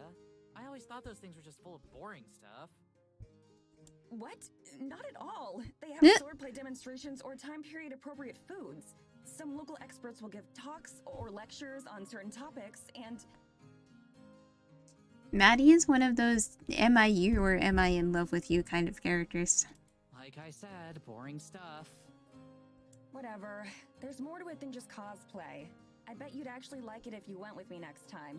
Plus, I thought you loved history now. Not the boring kind of history, duh. How are swords boring? Whatever, Mads. She walks away. How did I manage to lose an argument she started? I don't know, man. I mean, she's out here supporting your paranormal biz. You can't hear her out about her Ren fairs? Exactly, I'm with her. Swords are cool. It's Ren fair coming. I've been working on that, as of this week, actually. We cut a slow but steady course through the village. Despite how random the layout seems, it's impossible to get lost. All the roads seem to lead back into each other. I don't know what just happened. I'm so used to the sounds of busy intersections and highways that the near silence here is almost unnerving. Oh man, a manga about Ren fairs. I'd absolutely read that. I can't imagine that they do much in the way of Ren fairs like we have out here in Japan. That would be something. No, I'm working on a Kobayashi volume. I can appreciate the serenity and calm of it all, but I think I'd go crazy if I had to live here. Or not even a full day in, and I can't help but miss my cozy apartment and the convenience of city life.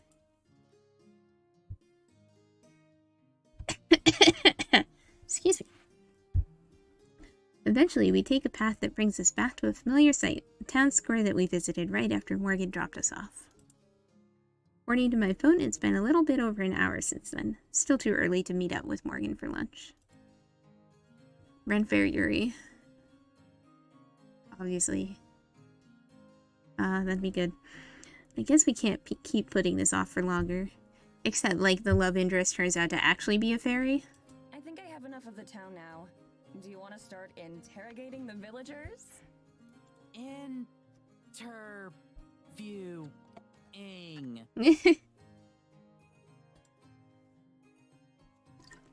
A manga style Ren Fair comic. Don't give me ideas. I have no time.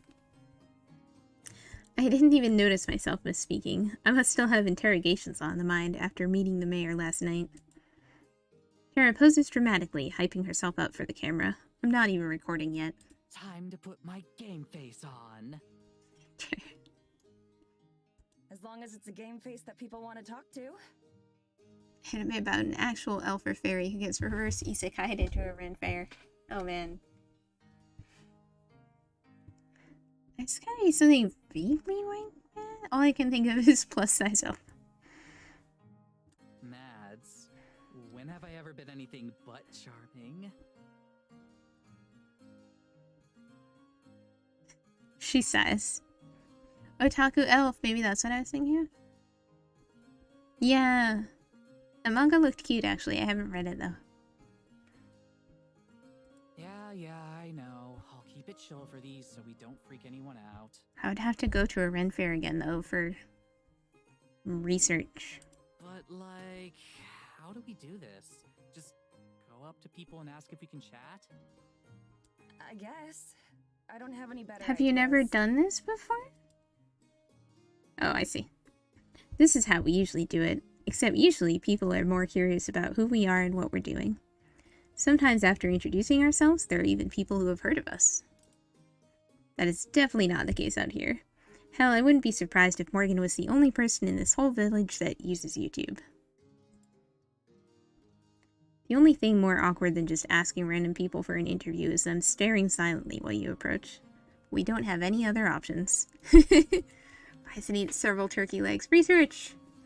I always used to get those giant bags of, like, kettle corn. I hand the mic to Tara. At least I'm not the one who has to do the talking. I'm trying to think what else I ate at Ren Fairs. Kara stands there with the mic in hand. And stands there. You good? Yeah, I am. Just give me a sec, okay? Like the soup and bread bowls food. See, I just get those at Panera. Okay. Yeah, I was gonna say I also think of like those giant beer things when I think of Ren Fairs, but I was generally like high school aged or younger when I went to them, so. Nor do I like beer enough to drink that much of it. Even now. That I'm 301 years old. She psychs herself up by stretching and taking a few deep breaths. The whole time, she holds the mic pinched between two fingers like it's something she just peeled off her shoe. Giant steins of mead, yeah. Mead! Mead, yeah. Mead I could probably drink a bunch of. Once she's finally ready, she gives me a thumbs up and starts to walk in. I feel like I've seen mead at Red fairs are pretty fast and loose with the historical accuracy at times. Yeah. Seen meat at Ren fairs. I trail a couple meters behind, keeping her back framed in the middle of the shot. She moves with a determined stride, but I can see the microphone shaking in her hand. Pass by a few people walking around, but she doesn't stop any of them. Nor does she ask any of the folks outside the building, chatting or working, or just sitting and looking bored. Just up ahead, a middle-aged woman smokes a cigarette, looking at nothing and no one in particular. Doesn't look like she's going anywhere, and she's not already in the middle of a conversation. She's the perfect candidate, and Tara must know it too. I wait for her to go up and introduce herself. I stand still and hit the record button, filming her approach. Except she doesn't. She walks right past the lady, whose gaze follows as she goes. I pause the recording and hurry to catch up, hissing Tara's name. I have to say it twice before she hears me and stops. Sup? What are you waiting for? We've passed like a dozen people now. Right, but none of them are the right one. Which one is the right one? You know it's impossible to tell. I'll know when I see them. I roll my eyes, but I don't chastise her. She's trying her best. Oh, okay, here we go. Get ready. I follow her line of sight to figure out her prey, an older man resting on a bench nearby. Broad-shouldered and with a long beard, he looks like a stereotype of a lumberjack. Like the previous woman, he stares vapidly off into the distance, thoughts clearly elsewhere. Cute girl, not cute girl, alas. Toggle the camera with backspace.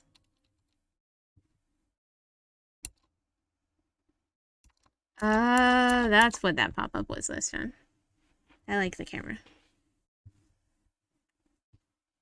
Atmosphere. Twitch to Angel. Hello, my Mellow girl. What are you doing? Playing a VN? Yes. We are playing Heart of the Woods. It's a Yuri visual novel with a paranormal twist of some kind. It's my first time playing. Once again, I plant my feet and set up the shot. I make micro adjustments to the focus until I get it just right. The rest is up to Tara. Slowly, Tara approaches the man. Either he doesn't see her coming or he ignores her. She glances at me for reassurance, which I give in the form of a smile and a nudging motion, telling her to get on with it. She clears her throat, grabbing the man's attention. He turns to her slowly and eyes her suspiciously. Then he notices me in the camera and he tenses up. Yeah, shouldn't you ask for permission before you start filming someone? Not off to a good start. Tara talks quickly, trying to explain the situation. Hi there, my name's Tara Brick. My friend Maddie and I are visiting from out of town doing a report on Eisenfeld. I was wondering if we could ask you a few questions. Report? That's not how you get YouTube What views, kind though. of report? True. It's in there out of nowhere F-up endings. I hope not. I should make sure I save once in a while, though. But we haven't had any, I love this art! Do you have a skib? I haven't had any, dialogue trees yet. I'll save when I hit one, I'm sure. He relaxes just a little bit. The man rubs his eyes warily, peering back and forth between me and Tara. I wish he'd stop looking directly into the camera. I slowly start to move laterally, trying to frame the two of them better, but he keeps shifting on the bench to watch me. It's an investigation on the supernatural. Rumors, ghost stories, that sort of thing. We've heard a lot of legends about Eisenfeld, and we're looking into them, trying to figure out what's true and what isn't. Figure out the truth, huh? The man mutters darkly, his beetle-browed eyes still flipping between me and Tara. He chews his lip while he thinks about it. Something about his face strikes me as odd, but I can't figure out what it is. It's probably just a trick of the camera or the light. Oh god, what is this? Some Resident Evil-ass village? All right. I suppose I've got the time. It takes Tara a beat to respond. We were both sure that he was going to tell us to bug off or worse. Great, thank you. So, can you tell me about Eisenfeld? Just what is life like here? On an average day? That sort of thing. Clearly she didn't expect to get this far, and has the first thing that comes to mind. She offers the man the mic, but he just stares uncomfortably until she retracts it. Right, well, it It's a good little town. Good and proper. What does that mean? Quiet. Real quiet. That's what I like about it. None of that city business. No noise and bustle. Out here, it's just you and nature. That suits me just fine, it does. So you're from around here then? Spent your life in Eisenfeld? Born and raised, and God willing, I'll die out here too. What? Never thought about leaving. Never had a reason to. Great, great. So then I Wow. imagine you know all about any local legends, right? About as well as anyone. Any old village has got its stories. If you believe them all, there's goblins in the woods, trolls in the mountains, and who knows what else elsewhere. I switched watching on my computer from my tiny phone screen, and I thought those weird hair clips Tara is wearing were her eyebrows. Of I absolutely course, get that. It's only children who believe in those. So you've never seen anything weird yourself? Nothing unexplainable? Weird like what? By now, the man has abandoned looking at Tara entirely, and instead focuses on the camera. His eyes looking strangely focused. One of our friends here mentioned something Yeah, about a big I can forest, right? absolutely see that. Like a walking tree kind of thing. He sits up from his slouch, finally turning to face Tara. What friend of yours might that be? Oh god. I don't know if you should tell her that. She's from around here. Or I mean him One of that. the locals. Even though we gave her a shout out on one of our videos, Tara's reluctant to name Morgan as our contact. It makes sense. Her neighbors surely feel different about us than our viewers do. I mean, I love some weird eyebrows. They're a little far away, though. I just translated something with, I'll bet it was the Fisher child, wasn't it? If you know what's best for you, you'll steer clear of her. with Nothing but hair trouble clips from that looked like Nothing elf at all. ears. Kept thinking she had elf ears. Tara and I exchange a glance. Seems her thoughtfulness was irrelevant. At the same time, I'm suddenly a lot more interested in what this guy has to say. Why do you An say interesting that? choice. Feels like a strange violation of privacy to be asking this stranger his opinion of our host. But if she's notorious enough that anyone on the street knows of her, then perhaps we're better off knowing why. Spinning into the snow, our subject stands and turns his back to us. There are some questions you ought not be asking, miss. I'll be going now. Enjoy yourselves. He lumbers off into the town, though I don't watch him for very long. Questions we ought not be asking, huh? Not sure if that's a threat or not. For the sake of my anxiety, I try to tell myself it's not. Wow, how cool and fine and normal. Oh, absolutely. Headphones that look like elf ears. That sounds cute. I'm happy with my glowy cat ears, though. I join Tara on the bench, doing my best to avoid the puddles of melted snow. That was something. That's putting it nicely. I don't know what that was either. Maybe Tara's right. It was something. You get it all? She taps 2 fingers against the camera in my hand. Of course. All 2 uncomfortable minutes. I wasn't given a lot to work with there. I hope I can at least finish the first chapter tonight. I don't really know how long the chapters are. I replay the recording with Tara leaning over to watch along with me. It's not any less awkward the second time, though. Well, we already knew we need to talk to a few different people. Just got Oh. unlucky on the first one. What are the games supposed to be in total? Know what I mean? I googled it and it sounded like 8 hours on average. Might take a little longer with me reading the narration aloud. And also stopping to talk about being afraid of horses and stuff. Tara stands up, but I remain seated. Still need another minute? I don't say anything. I'm trying to think of what to say. Hello, Earth to Maddie. Please respond. I'm thinking. My voice is too harsh and snappy, and we both know it. I play through the clip again, this time without Tara watching. Something still seems off to me, and it's not just the gruff way he left. Look, we knew Morgan was a bit weird. All of our fans are weird. That's why they're our fans. In a tiny little town like this, of course anyone who's different is gonna have a reputation. That doesn't make Morgan a bad person. I'm not saying she's a bad person. I didn't say anything. But if you had to ask, I'm sitting here thinking that it's really freaking shady that a guy just guessed we were here with Morgan, and then that he up and left as soon as he found out. That's not normal. That's not something that's happened to us before. Great! That means we're on the right track. If they're hiding something, then that means there's something to hide. Have you completely lost your mind? This is ridiculous, even for Tara. I can understand her wanting to give Morgan a chance, but to actually buy into her nonsense? Tara nods and looks down at her feet, brushing some snow off her shoes. It's only been a couple hours, Mads. He's just one old cranky geezer. Please, please just try to have some patience on this one, okay? For me. I check my watch. It hasn't even been 2 hours. That only makes her more right, as much as I hate to admit it. Sighing, I place my head in my hands. Sorry, I'm still tired. It's okay. After a long moment, I stand. Wanna find somebody else? Guess we oughta. We traipse wordlessly through the town a bit more. I keep the camera stowed. I'll set up when we find someone. Now that we've been burned once, I start to understand why Tara is so reluctant to speak to anyone. What once seemed like people tightening their clothes against the cold now seems more like turning their shoulders toward us. A suspicious number of folks look away from us to cough. The amount of times we pass by the same places certainly doesn't help our appearance.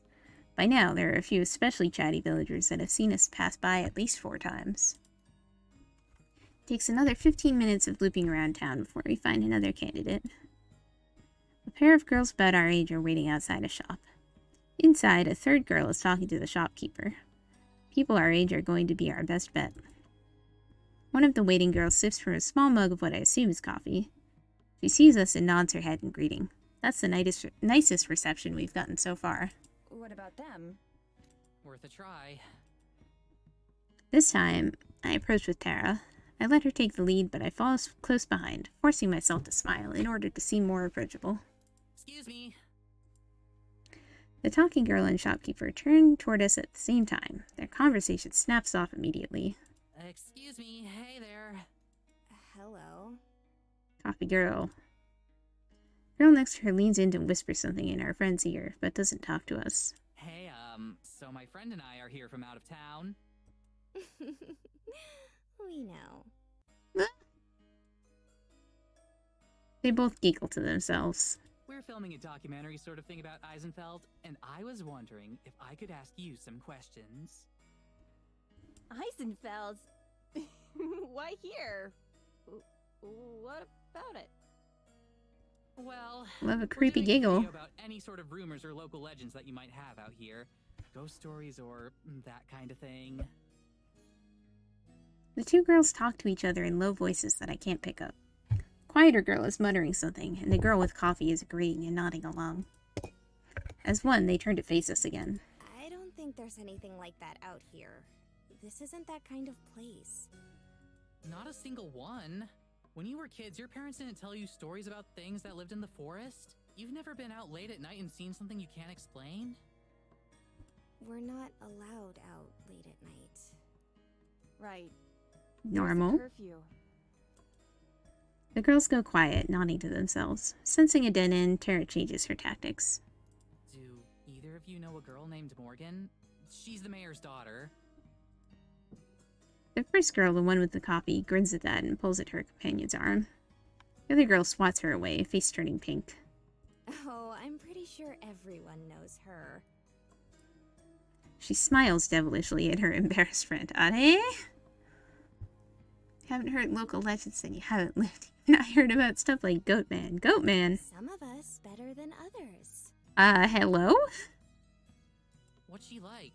Why is she so famous? She isn't that bad. She's trouble and you know it. Staying out after hours, sneaking around town.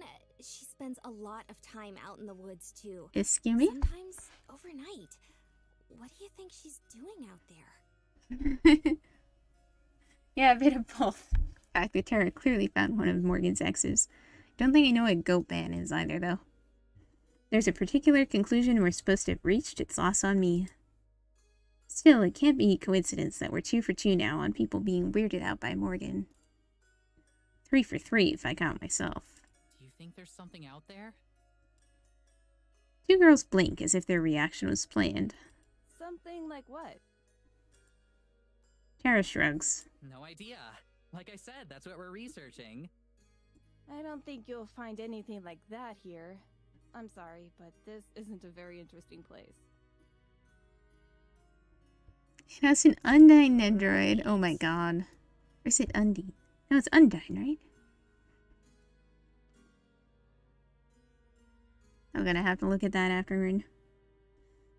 Oh my god, Earthbound's gonna be on Switch.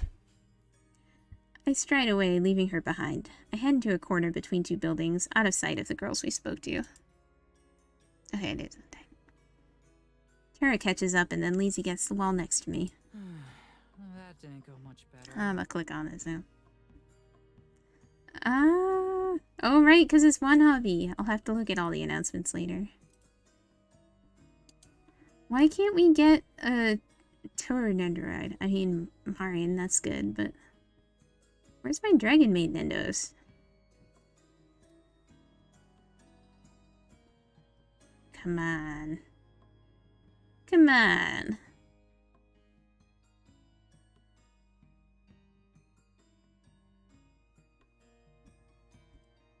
Okay. I can scroll through these later. Really? You think? Was it just a coincidence that these 2 other random people we met happened to have the same opinion of Morgan as the first?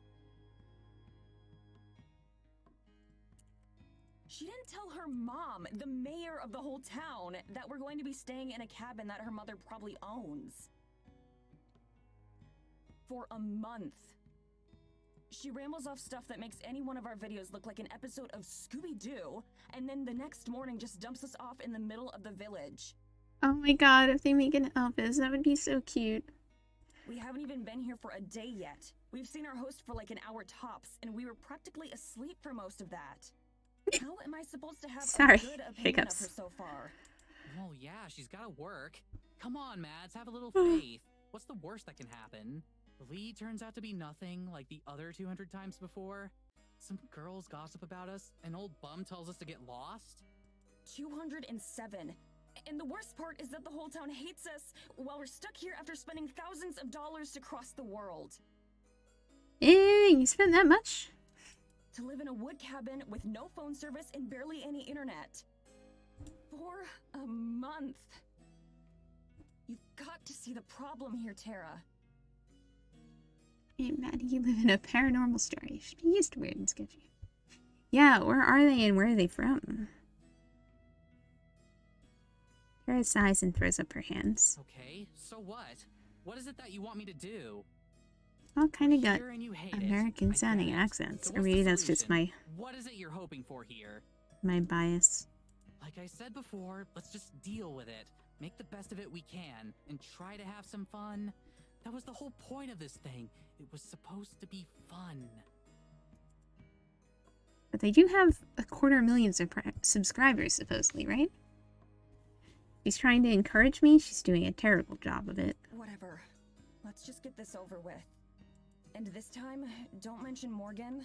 If nobody here likes her, then you're probably better off not bringing her up.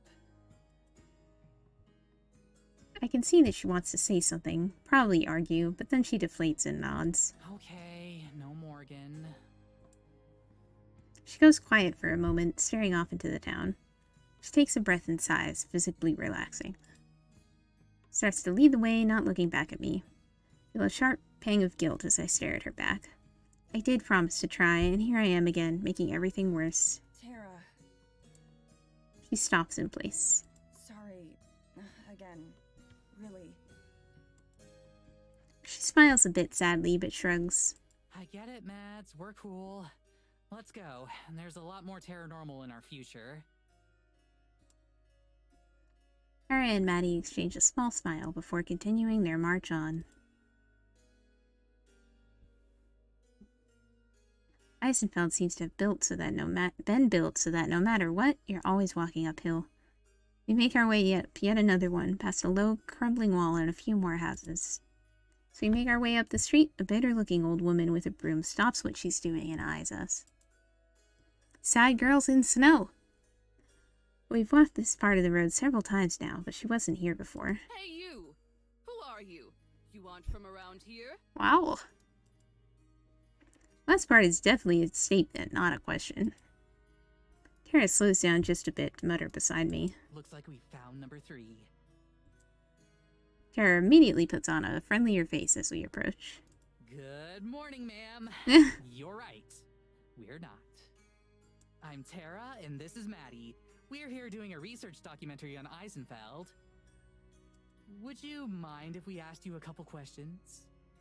It is nice that all the side characters are voiced. Some of the local legends and rumors from around here. I'm actually afraid that she's going to say yes, because I can already tell this is going to end as badly as the last two. Decided how to answer Tara's question of what I want. Just want to go back to the cabin and be bored. At least it's not awkward and uncomfortable in there. Yeah, alright. Oh no. Great, thank you. So, we've been hearing a lot about stuff out in the woods, like... You are? Who told you that? We've been Oh my God. interviewing a few people this morning, and it's something that came up a few times. Stuff like lights, strange noises, that kind of thing. Have you ever witnessed anything like that? Never. She looks around again and steps just a little bit closer to us. Look, I'm going to tell you this now for your own good. No one around here wants any trouble. We all just want to live our lives in peace. Yeah, sounds normal. That's what Eisenfeld's all about. Mayor Fisher does a damn good job keeping things nice and orderly around here. What does that mean? We keep to ourselves, and I expect the two of you to do the same. Ooh, new emote. Congrats. We nod solemnly, the interview clearly over. Just as useless as the other two. Oh my god, perfect. As we go, Tara waves over her shoulder. Thanks for your time! And then, so only I can hear her. Bitch. That's a useful one. That is good. As we walk away, I can tell it's not necessary to say anything to Tara. She trudges along beside me. Annoyed as I am, I still feel bad seeing her so bummed out. Maybe it's finally starting to sink in. So now what? Is the quality on my mic okay? It's kind of close to me. I don't know if it's super, like, poppy or anything. I just remembered I've been seeing some filters and stuff going around. But I don't know. That's fine, that's good. Oh, yeah, it's sleepy. She asked me that after the second interview, too. Now... I don't know. Let's go to Morgan's shop and eat lunch. Wait, for real? You want to go see Morgan? Mostly I want to go see what Morgan makes for lunch. I'll take it. But hey, can you like... I'll be cool. Don't worry. He smiles, relieved. Yeah, I know. Sorry. I know you will. I take out the map that Morgan gave us this morning. By now, we've been through the village enough times that I can mostly navigate there by memory. What kind of shop does Morgan run? Do you remember? I think she said it's an antique shop. What do those places even sell? Antiques. Lots of furniture that's been around for decades, or random stuff like books and glassware. That's oddly specific. My mom's into antiquing. She always says you never know what you'll find. We should do an antique episode of Terranormal someday. We can have your mom on as a Oh guest star. no. I'm sure she'd love that. Do you think Morgan sells anything really out there? Like a possessed baby doll? Or a cursed sword? Who would want to buy those kinds of things? The same people who go to Ren fairs. She had dancing. It was rejected for sexual content. Oh my god. She got me. I can't help but laugh. Tara grins, enjoying the feedback. Come on, Mads. Every good horror story starts out with buying something fishy from the local antique store. Maybe she has a special section for items with an ancient prophecy about them. We're specifically trying to avoid the horror story scenarios, Yeah, remember? yeah. Oh, right. Yeah, I guess that would suck to live through. Guys, stop foreshadowing. Okay, what I if don't you want just that. interview her talking cat instead? That's like a whole episode's worth of stuff right there. I do want to Internet meet the loves talking cat. videos. That one could go viral. That's what I'm saying. Oh, we should prep a list of questions for it before we get there, so we know what to say. Ask it which brand of cat food tastes best. We can sell the video rights to that company. Come on, I'm serious. Oh, wait, what? What? I have played Hustle Cat, although I've kind of been wanting to play it again on stream. I only did one route. Tara shrugs, looking like she never questioned the idea. I'm just trying to be prepared. Which route did I do? I want to look up, the chapters on this anyway, so,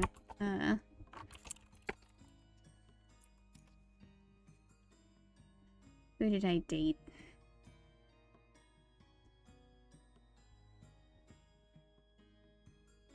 Why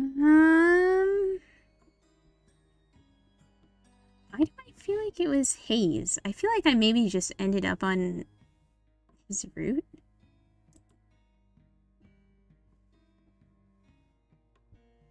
Yeah, I want to play it some more. They're all pretty cute. Graves is kind of a babe. Also Mason. I remember Finley being cute. I feel like honestly the player character is potentially the most my type. But Graves is gonna unlock the other routes to date the boss type. That makes sense. Yeah, I would love to chat about Hustle Cat, or I should stream Hustle Cat again or something. Or not stream it again. Play it again. Stream it for the first time. I don't know. I don't want... how many chapters? There are 6 chapters. 3 endings. Several hours. How can I find out how close I am to the... and without getting spoiled. I guess we'll just have to keep cracking along. Are you waiting for them to make Hustle Bunny instead? There are bunny cafes, aren't there? If that was the end of the chapter, I would have cackled. I thought she had gotten the picture after that last interview went awry, but it seems like she's still giving Morgan some benefit of the doubt. It's not even worth arguing with her over. She'll see soon enough as it is.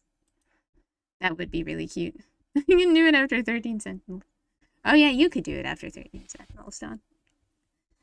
I was like, shit, how did you know I still have to play 13 Sentinels? I check over Morgan's map again. We're definitely in the area, since it says her shop is right by City Hall. Yeah, it's gonna take a while. Yeah, I got there. It took me a second.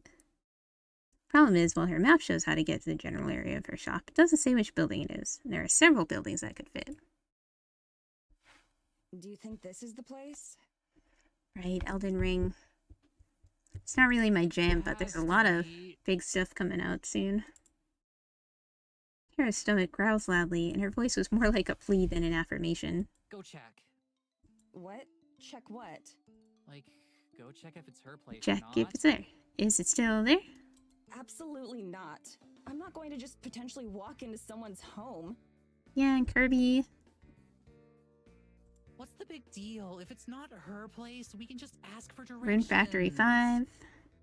No way. Trespassing is your thing, not mine. We go back and forth like this for a while, and right before we finally decide to settle it with rock, paper, scissors, Morgan herself pokes her head out the door. Hey, you two. I'm in here. For the first time since she met us at the station, I'm genuinely relieved to see Morgan. Oh yeah, Klonoa. Is that also in March? I'll die. Morgan holds the door open, a book under her arm and a cup of coffee in her free hand. Tara turns to me and talks in a quiet voice. Ready to uncover some ancient treasures? Lead on, Indiana. She doesn't need telling twice. Tara practically dashes the rest of the way inside, nearly bumping into Morgan as she goes. I nod stiffly at her as I enter more slowly. The door slams shut behind us. Morgan flips the sign on the door to closed, although it's nearly invisible from the outside. There's a sign? The shop looks just about how I expected. Piles of junk are strewn across chipped shelves. Many items aren't displayed so much as they appear to have been tossed and then forgotten. A thick layer of dust covers everything. Never actually played Klonoa, but I always wanted to. Tara's already bobbing around the store, examining some worryingly fragile ceramics. Morgan passes by her and back to the front counter, where she sets down the book she was carrying. The title catches my eye. Complete collection of classic fairy tales. The book looks extremely old. I wonder if it's an item for sale. Here. Sorry, I just got distracted by this lamp that says, "These little piggies." So, are you done looking around town? If she has any guess what kind of response we got today, she doesn't show it. She's still impossible to read. I've seen enough for today. Can we still take you up on that lunch offer? Sure thing. I've got something on the stove already. I figured you'd be coming over soon. Stove? Your store has a kitchen? Yeah. I have a living space set up in the back since I sleep here most of the time. Feel free to look around. I'll be back. She disappears behind a curtain leading to another room, leaving us surrounded by treasures. The whole town feels like an antique. A rocking chair and a few pieces of farming equipment probably aren't the biggest draws. I'm surprised she's even able to keep the place open. I do like Morgan. Tara's enthusiasm doesn't seem to have dimmed a bit, however. Like all three of them, honestly. She takes time to examine each piece, turning it over in her hands like she's appraising fine art. At least one of these is probably cursed. Oh yeah, definitely. It's probably the grandfather clock over there. No way, that's too easy. And even if it is cursed, it's probably something lame like making your toe hair grow twice as fast. But this, well... Tara takes an item off the counter, holding it close to her chest. I'm glad we weren't just gonna lampshade the lamp. Shade. It's a lamp, but the stand has three very realistic pigs standing on top of each other. The lampshade has "these little piggies" printed on it like a scripture. It is incredible. This is the Feels big leagues. too... You want a curse that's gonna last for generations? You use this bad boy. This feels too bizarrely specific not to be based on a real thing. Hey, you think Morgan would mind if I brought my Ouija board in here? Luigi board? Sorry. Ouija board, Wega board. As she says that, she puts the pig lamp back in its rightful place where it can't hurt anyone. I really like the writing also. I wonder how that works, actually. Like, if you bring two cursed objects to the same place, do the evil spirits get into a turf war? Packed a Ouija board. I mean, they are doing a paranormal investigation. Do they team up to defeat humanity? Did you seriously bring the Ouija board again? Okay, it was a valid question. That Ouija board has been on every single trip with us. Besides, it fits in my suitcase. Luigi board? I pick up a small ornament from a shelf nearby. It's a snake made out of crystal. There's no price tag attached, if you have to ask. Morgan pulls back the curtain she went through. Okay, food's ready. She comes out carrying an enormous tray that's probably also an item for sale here. On the tray are steamy bowls of some kind of soup, as well as a pitcher of water and a loaf of bread. Ah.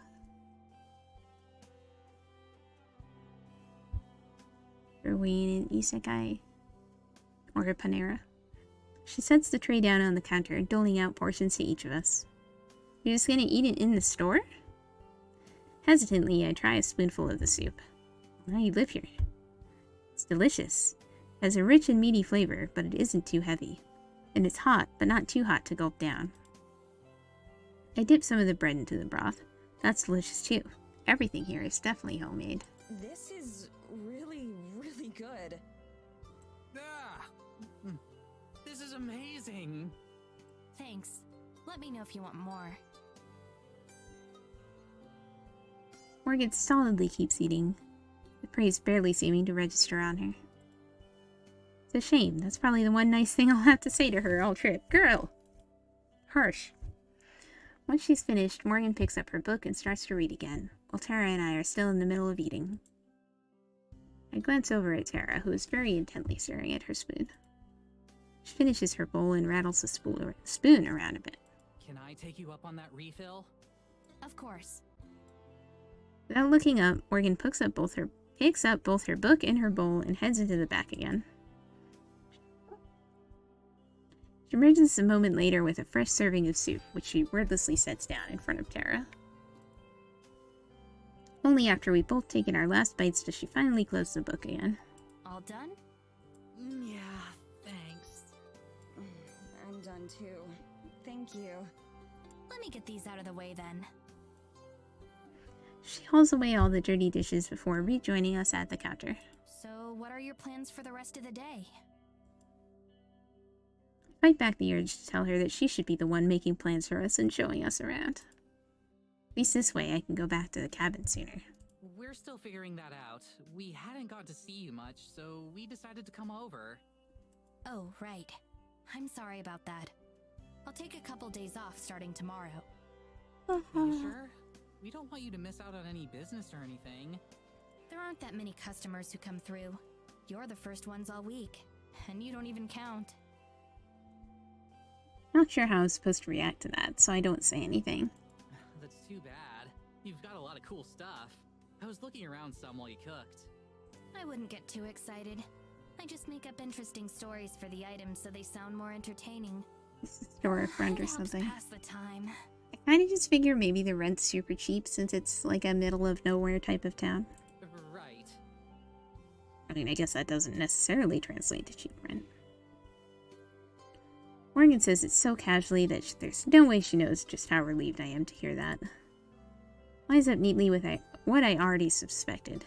Everything Morgan included in her email is even more made up than usual, and that this is all a colossal waste of time. Most likely she's a fan of the show who wanted to trick us into coming out here, and we fell for it. Hook, line, and sinker. If Tara has realized any of this, she of course doesn't say anything. But judging by the way her enthusiasm vanished, it looks like she's starting to get it, again. Fiddling with some silver knickknacks, she looks up from the counter to Morgan. So, can we see the talking cat? As soon as Tara asks, I can see Morgan's eyes light up with interest. Her hand slides away from the book she'd been about to open. Oh no. Of course. I'm sure she'd be happy to finally meet you. Her voice wavers just the smallest bit with what sounded like excitement. It's the first shred of emotion I've detected from her, like, ugh, since stepping off the train. Is the cat also a fan? Get her. Just give me 1 minute. I was kind of wondering that too from that, the way she phrased that. Morgan exits once more, but this time through an actual door instead of a curtain. We probably could have gotten out of here without seeing the cat, you know. Why would I want to do that? This is the pizza resistance. She doesn't even try to pronounce it right. I was just talking about that on a work stream the other day. Are you serious? Still? You know it's not going to actually talk, right? I can't fathom how there's even a trace of belief rattling around in Tara's skull. Did you see her face? She's definitely not joking. Unless she's just really bad at telling jokes.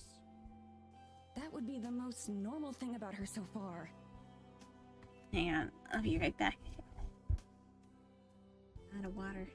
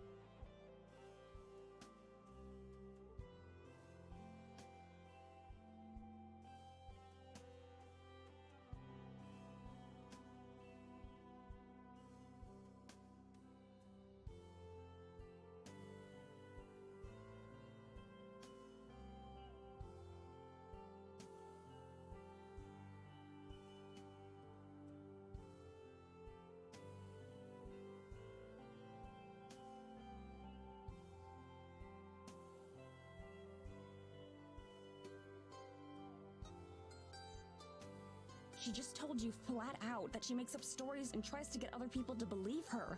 How can you not see that we're getting scammed too? Come on, Mads. Try to have at least a little bit of faith.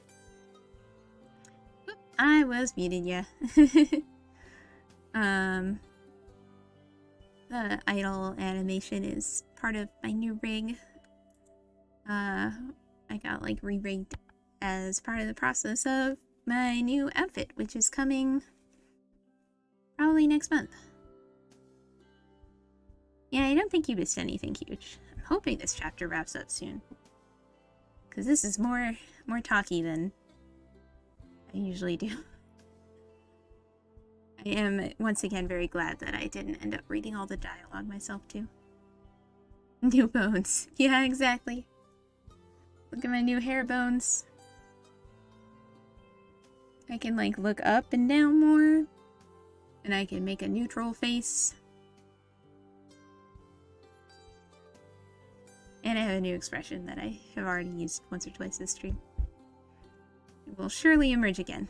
Yeah, I think at this point the new outfit is gonna be for my debut anniversary on March 25th. The door opens once more, and out strides Morgan. There's the soft sound of little kitty feet on the hard wooden floor. Yes. Wow. There she is. Morgan's supposed talking cat emerges. She's a fluffy white cat with bright blue eyes. Talking or not, the cat staring up at me is undeniably beautiful. Its white fur seemingly glistens like snow, and its eyes are a piercing azure blue. Tara leaps from her seat and crashes to her knees. The cat doesn't flinch at all despite the commotion. Oh my god, I love her! I love her so much! She looks up at Morgan, eyes wide as dinner plates, and fingers wriggling. Can I pet her? Please tell me I can pet her. Sheiladora, can she pet you? Sheiladora. Alright. This is the moment of truth. The cat doesn't say anything, of course. It does rub against Tara's waiting hand, though, causing her to let out some sort of mix between a coo and a sob. That's also relatable. Hair bones are good enough for Sailor Moon, they're good enough for Melon Elves. Absolutely.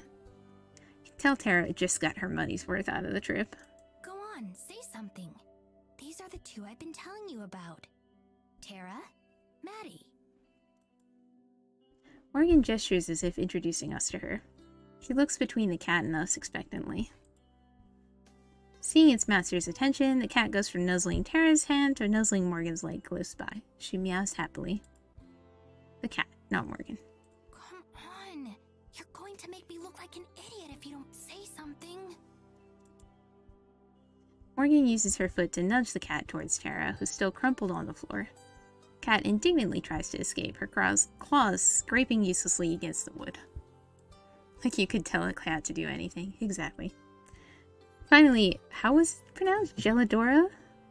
Scurries away, sitting down and licking a paw. Her tail switches rapidly as she and Morgan stare at each other. This is very realistic cat writing. And then... absolutely nothing. What a surprise. I'm not even disappointed, just vindicated.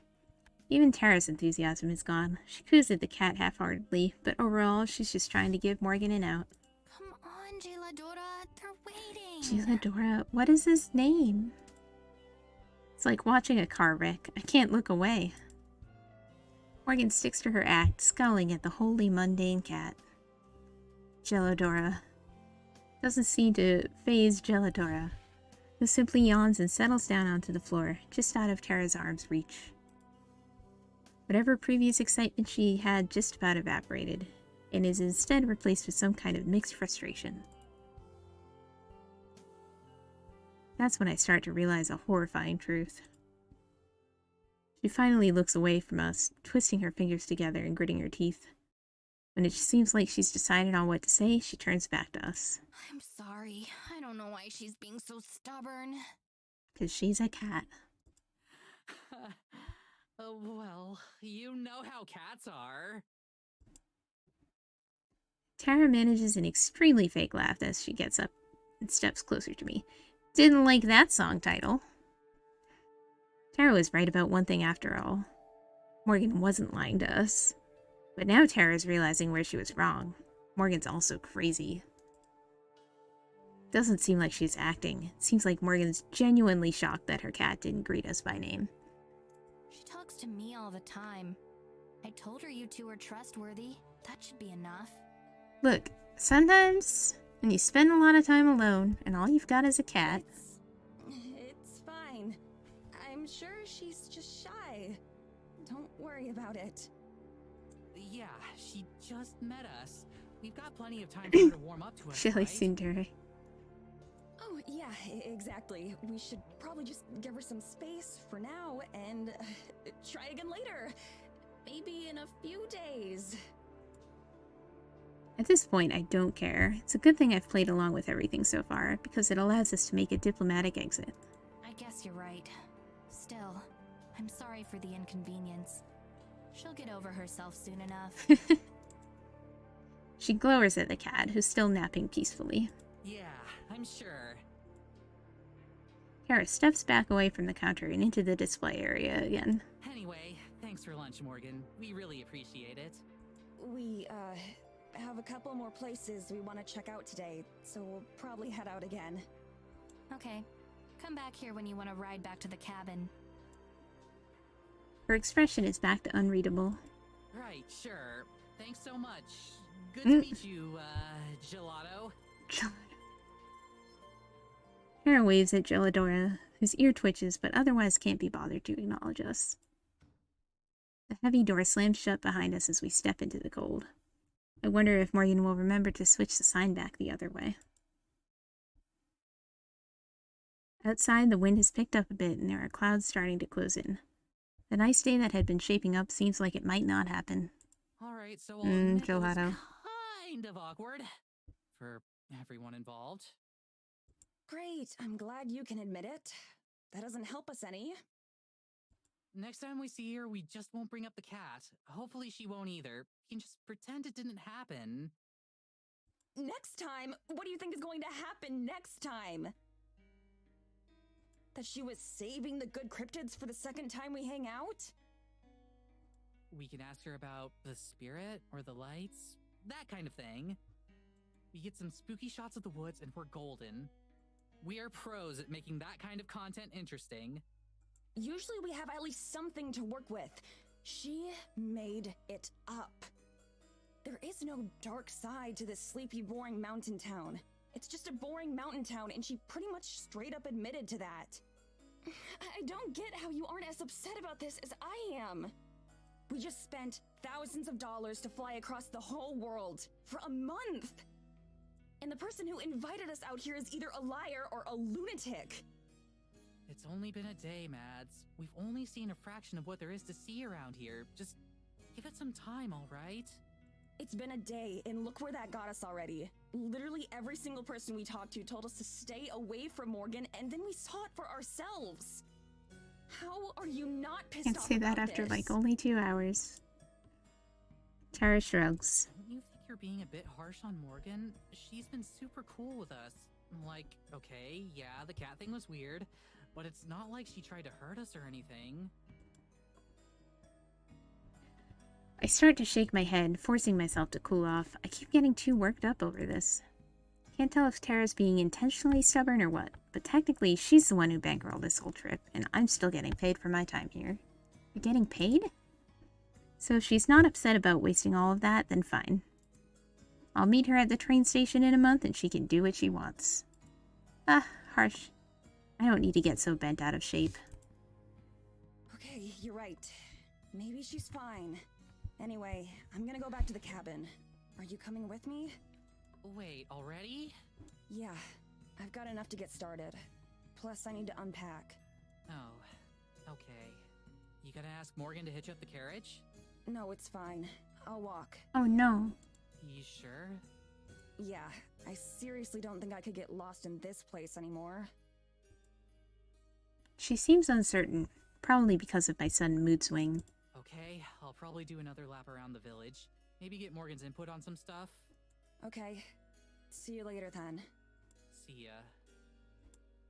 I turn and walk away so I don't have to see her staring like a lost puppy. She'll get over it.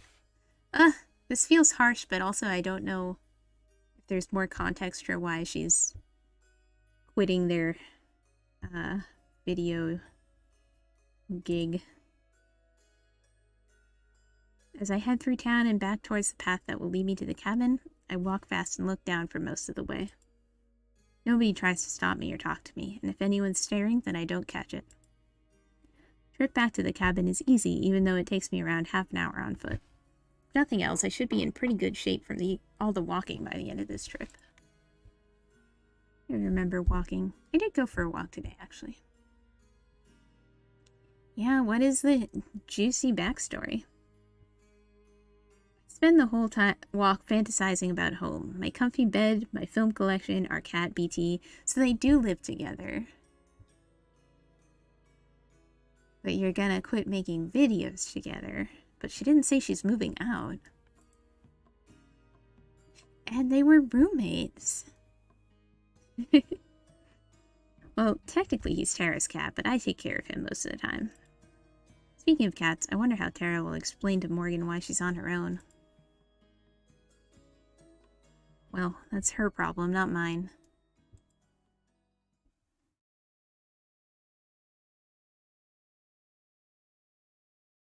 Like little sparkly transitions. Alone, the cabin is oppressively silent. I turn on the heater, partially just for the white noise. Soon, its rumbling fills the air. It is spooky. I grab an apple from the small bowl of provided food and then head into my bedroom, setting up my laptop in bed next to me. You gonna eat the apple on your laptop on the bed? It's messy. I usually try to watch a film a day, but that's difficult when I'm traveling. That's the perfect time to catch up, though. I open up my library and start scrolling through, looking for something I haven't seen before. Ideally a comedy, or at least something with a happy ending.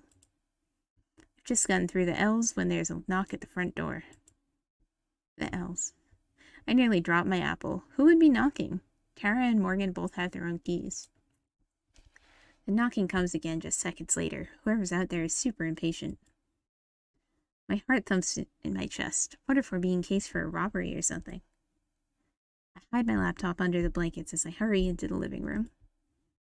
It's a third knock right as I reach the door, and I peek outside to see a shock of orange hair. It isn't Morgan, but instead her mother. Oh no. Open the door right as she prepares for her fourth knock. Just how fast does she think I can walk? Good afternoon. Good afternoon. Madison, wasn't it? That's right. I'm coming in. She pushes past me, not even giving me time to fully realize it wasn't a question. Well, I guess she does technically own the place. Huh? Oh. I mean, sure, but... No! I must press load by mistake. Inside, Evelyn surveys the area slowly and impassively, as if judging our taste in luggage and belongings. Luggings. How can I help you? I wanted to make good on our promise from last night to talk. You a little fangy? Have a seat. She's got a little fangy. She moves some of the stuff on the couch, gesturing for me to sit. I obey, too taken aback to do anything else. How has your first day in Eisenfeld been? I trust you found everyone very accommodating and everything to your liking? It was fine. Everyone's been very kind to us. I wonder if she'd be surprised at how the villagers treated us. Seems better just to pretend everything went well for the sake of not offending our host. Good. Where's the other one? The other one. The other... what? The other one with you, Tara. Oh, she's still at Morgan's shop, I think. Evelyn raises an eyebrow, though her eyes betray no curiosity. Looks like a purely symbolic motion. The other guy. I assume then that you found something not to your liking there. Her gaze is piercing, and I absent-mindedly tug at my scarf. You still in your scarf and coat on when you're, like, inside? Well, I guess she just turned the heater on. I can't get a read on her, neither her intentions nor her feelings. It's probably still pretty cold in there. It was fine. I just wanted to come back early so I could take a nap and get started editing the footage we took. I hope my lie is convincing. I don't want to tell her that I think her daughter's crazy. She doesn't seem to question it. I see, I see. Did she show you that awful cat? Geladora? Geladora. Yes, so she did. I hate that creature. Oh, always underfoot, getting in the way. This lady's bad news. I just sit quietly, not sure how to respond. Anyway, Madison, please tell me about yourself. I didn't have much forewarning about your arrival, so I'm rather in the dark. His voice is good. Her tone is suddenly friendly, but not warm. She smiles, but it doesn't seem to fit her mouth. Her lips seem to stretch a bit too wide. Oh, I'm probably just imagining it. As concisely as I can, I tell her about Terranormal and the kinds of things we investigate. Throughout it all, she doesn't express any opinion one way or another. Just nods occasionally. And what brought you to Eisenfeld? I hesitate. How much has Morgan told her? Anything? Morgan told us that there are a lot of ghost stories and legends around here. I'm gonna probably Lights have in to the stop forest at after night this and scene. whatnot. Tara really liked the sound of a vacation out here. Evelyn sighs deeply. It's jarringly melodramatic after her total apathy during my explanation. That daughter of mine. Always lying and making up ridiculous tales. It's been the same her entire life. Hysterically dragging people into her fantasies. That's something I've never been able to knock out of her. I don't like the sound of that. She shakes her head sadly, standing up from the chair she'd been occupying. I'm sorry to say that, well, you're simply the most recent victims of her lies. It's a pity, but you won't be finding anything like that out here. Besides, it's dangerous to go into the forest, especially at night.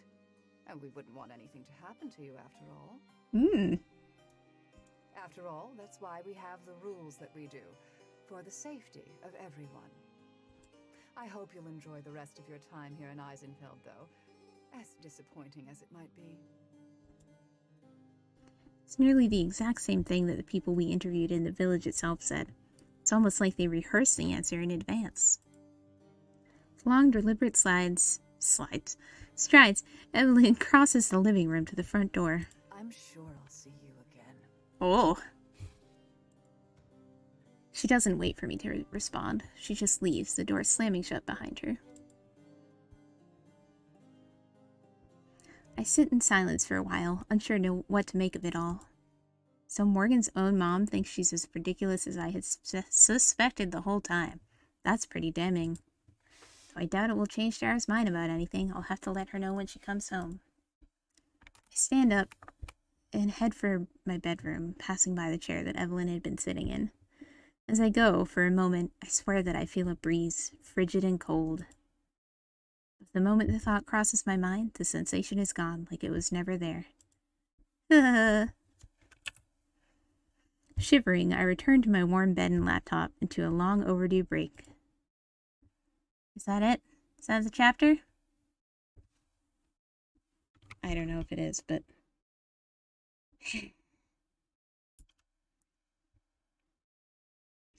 This must be... It's nighttime now, so... Hours later, I hear the sound of the front door opening and closing. I peek out of my bedroom, worried that it might be the mayor letting herself in again. It's just Tara, though, alone. It's been a few hours since we parted ways, and I'm not as annoyed with her anymore. So even though I'm tempted to just put in my headphones and ignore her, I get up and head into the living room. She stands at the sink, flipping through a notebook. I knock on the edge of my doorframe as I enter so that she can hear me coming. Hey. Hey. Rather than looking at me, she keeps reading her notebook. Well, pretending to. There's no way she could actually be reading as fast as she's turning the pages. I decide not to call her on it. No point in starting another fight. How'd it go? About the same. Is that good or bad?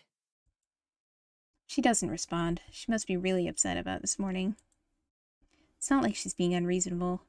Now that I've had some time to rest and recuperate, I feel kind of bad about being so harsh toward her and Morgan. Blah, blah, blah. Morgan's mom came by earlier. That gets her attention. She shuts the book and turns around. Gotcha. Really? What for? just wanted to introduce herself. I told her a bit about who we are and what the show's about. What did she think? I don't know. She didn't really say much. She was really weird. Like in a different way than Morgan. She seemed really intense, I guess. I mostly remember is how she was glaring the whole time. Never seemed like she was anything other than angry about something. Smugly, Tara holds up the notebook she was just perusing. I know you're gonna call BS, but Morgan was telling me a lot of stuff about her mom. Like, some seriously crazy stuff. You wanna read it?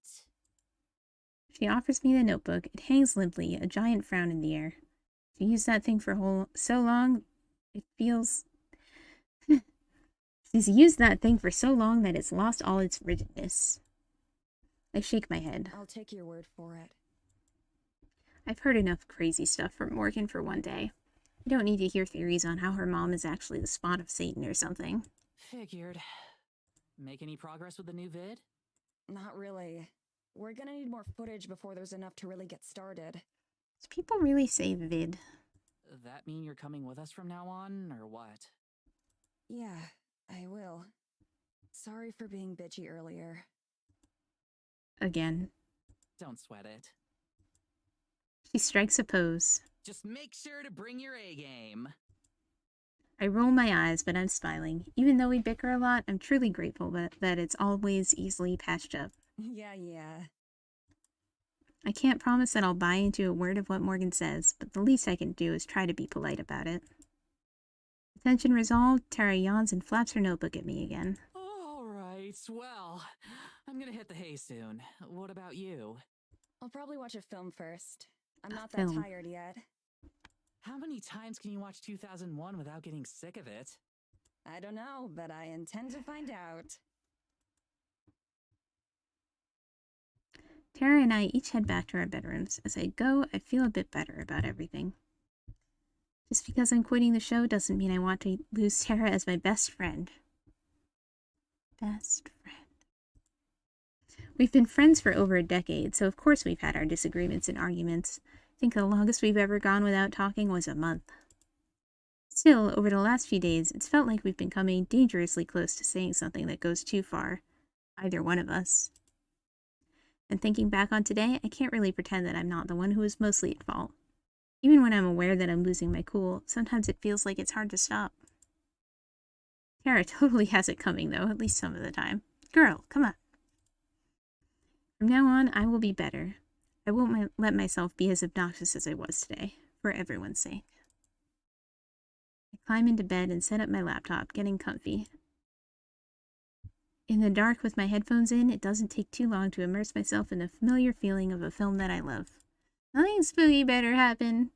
That's what I appreciate about movies. No matter the circumstances, they can help you escape. My eyes are getting heavy, and I pull the blanket up to my chin. The computer is balanced in just the right spot to not fall off the bed. All things considered, it's a cozier setup than I could have hoped for from a cabin out here. Sure, the Wi-Fi's bad, but it gives me an excuse to catch up on my backlog. Everything's perfect to fall asleep. I feel like something bad's gonna happen. The sound of something knocking on my window makes me leap up. Again? Morgan?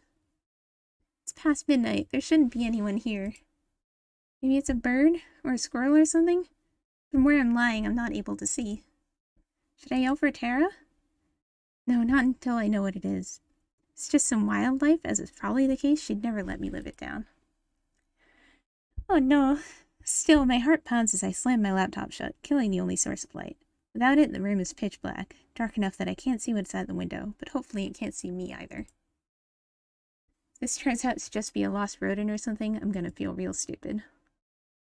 I stalk over to the window, preparing to cut and run. I need to. No! Slowly, I raise myself up to eye level. Yeah, that tracks. It's just Morgan again.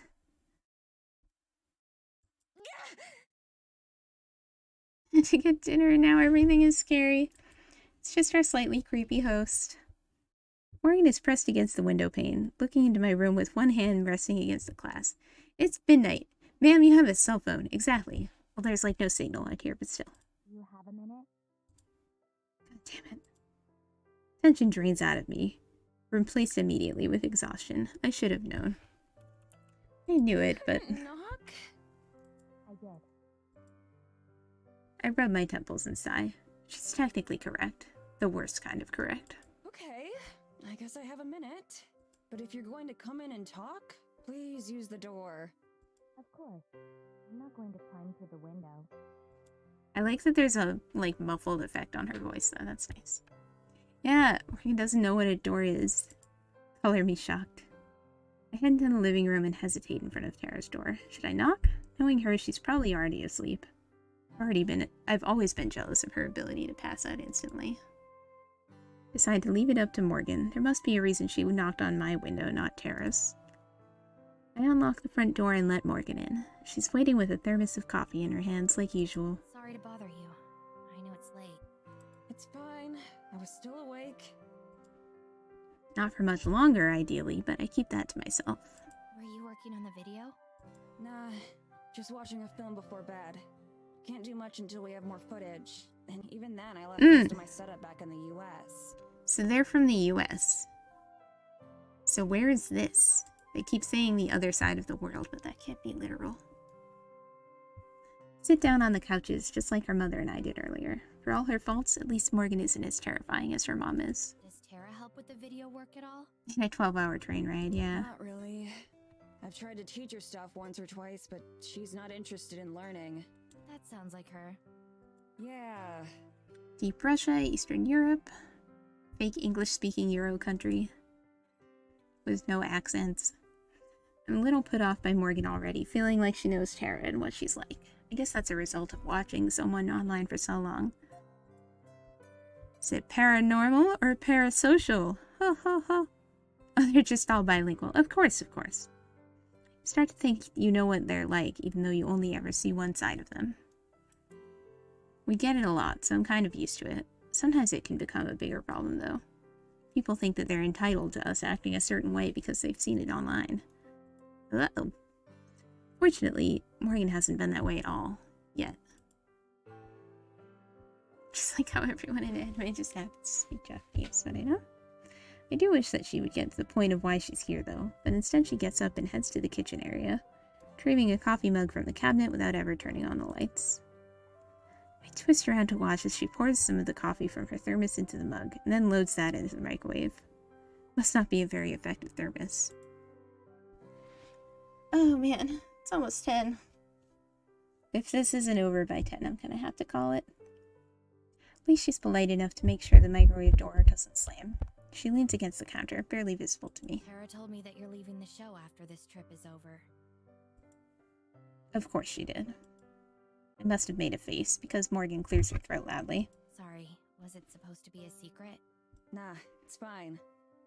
But yeah, that's the idea. I'll go back and finish school. Ah. I see. That's a shame. I know you hate when it happens, but I've always enjoyed the moments where you're on camera. Thanks. I'm just camera shy. Ironic, I know. She's yanked me on screen enough times that I'm a bit used to it by now, though. Morgan hits the stop button on the microwave a second before it dings. She retrieves her coffee and returns to the couch. But I guess that's why things seemed a bit tense between the two of you, right? Before I can answer, she shakes her head. Actually, sorry. That's none of my business. She is just a little angel. You're fine. It's that obvious, huh? A bit. You seem tense whenever I see you. That's actually the main reason I came by. I promise it wasn't just to be nosy. I was starting to wonder. I came by to say that I'm sorry. I know that you're also uncomfortable around me. Says it as nonchalantly as if she was telling me about the weather. I bite my lip. I mean, she's not wrong, but I don't want to just say that. It's okay. You don't have to spare my feelings. I guarantee I've been called worse than whatever it is you're thinking. Oof. It's just that I'd sleep better tonight if I cleared the air between us first. She takes a long sip of coffee that should be hot enough to scald her mouth. I can't fathom how she could sleep at all, or she even needs to anymore. I mean, It's nothing like that. Nothing personal, really. I'm just a cynic, I guess. If it makes you feel any better, I'm the same way for pretty much every episode. You just get the behind-the-scenes experience this time. Morgan shrugs. I can't blame you for thinking I'm crazy or full of shit. But I can promise you that I'm not stupid. It takes me a bit to realize that was a joke. It's fine. I'm always the skeptical one out of the two of us, after all. Was that a joke? There's just a lot going on, like you heard. So I'm sort of a mess all around right now. It's not your fault. I half laugh. At least not entirely. She smiles thinly, seeming to appreciate my bluntness. To be perfectly honest, you weren't really what we were expecting either. She sets the coffee down, looking interested. Really? Yeah, we were prepared for someone super fangirly and like all over Terra. Like annoyingly so. Not me. Right. Even in your email, you seemed a bit more... I don't know how to not say this rudely. Interesting? Engaging? Not monotone? More energetic? Phew, she saves me again. Yeah, pretty much. The cat actually wrote the email. The emails that we had exchanged back home had lots of smiley faces, exclamation points, and other cheery touches. In person, however, seeing Morgan smile at all is a rarity on his own. Maybe you're right. That makes sense. I wasn't trying to trick the two of you. Although... It's just easier to be open like that online, I guess. Yeah, that actually tracks. I understand. I am not as high energy as I might come off in text. I don't know. That much, at least, I really can empathize with. I know that you don't know me, and that so far, I haven't given you any real reason to trust me or believe me. But I hope that you'll at least give it a chance. Paranormal is really important to me. I've been a fan for years. But I'm not the type of person who would invite you to the middle of nowhere just to meet Terra. I invited you out here for a reason, and I'm confident in that reason. Kinda sounds like you're gonna sacrifice us, but... I wait to see if she has more to say, but that seems to be it. Thank you for telling me all this, though. I really do appreciate it. And I'm sorry for being so dismissive. I do like the cat email theory. It'd be nice to be wrong for once. So, I hope that we do find all that stuff you talked about. I really do. I feel like you're gonna regret that. Tomorrow night, I was going to show Terra around the woods a bit. Would you like to come along? No, I'd rather you just murder my friend. Yeah, I'll be there. I don't especially like the idea of wandering the forest at night, but I can't exactly say no after I just promised to be more agreeable. She nods and takes a careful swig of her coffee, then she stands. Cool. Anyway, that's all I had to say. I'll get out of your hair now so you can get some rest. She heads for the door and throws it open without waiting for a response. Temperature plummets right away, and she turns back. Thank you for listening. I appreciate it too. But just so you know, I'll prove you wrong. She closes the door and disappears into the night. Okay, go off. What? Okay, no, I'm not doing this. I'm not doing that right now.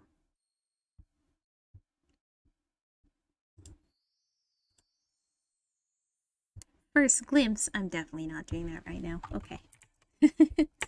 I was hoping to get through a full chapter, but maybe the first one is just particularly long. Well, let's read someone. Thank you guys for hanging out for so long. Oh my goodness, so many people I know are live right now. not usually finishing up this late. Yeah, I mean, the internet said it's like 8 hours-ish. But this was 3 hours, and we didn't even finish the first chapter of 6. I mean, I play slowly sometimes. But, I don't know. Okay.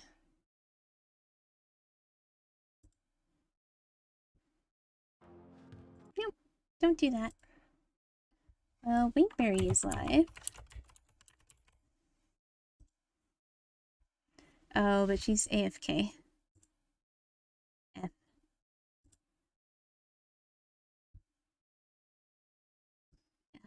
Twitch ads. Why do I have to watch a Twitch ad for the channel preview on the raid thing? Terrible. Just terrible. I can't raid someone who's not there. Hitman is not terribly similar. I mean, Maddie's playing Kingdom Hearts.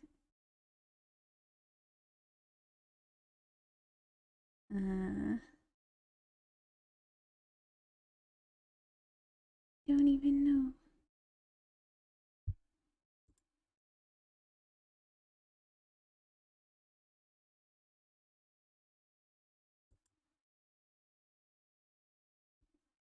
Clover's playing Stardew Valley. That might be good for people speedrunning their romances. I know, right? Oh wow, someone's playing Earthbound. I don't know what to do. Honestly, I can't even... can't really stick around to...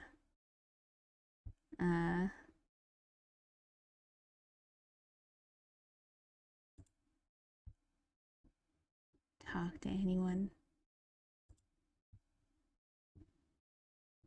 I don't know what to do.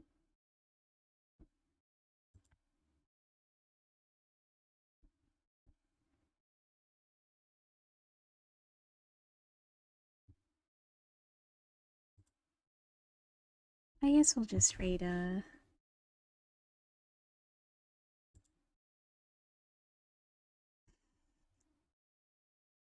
Is it Twitch etiquette to only raid people you know? I guess not necessarily. If you or anyone has suggestions or like friends that you have live right now, hit me up. I mean, Phoebe's doing romance karaoke in chat, so that's kind of accurate. I try to raid people who have like less viewers around.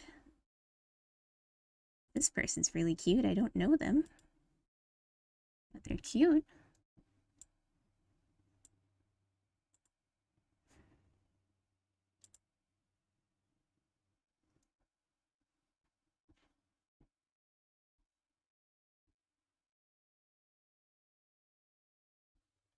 Yeah, I raid Melanie sometimes because we're melon buddies.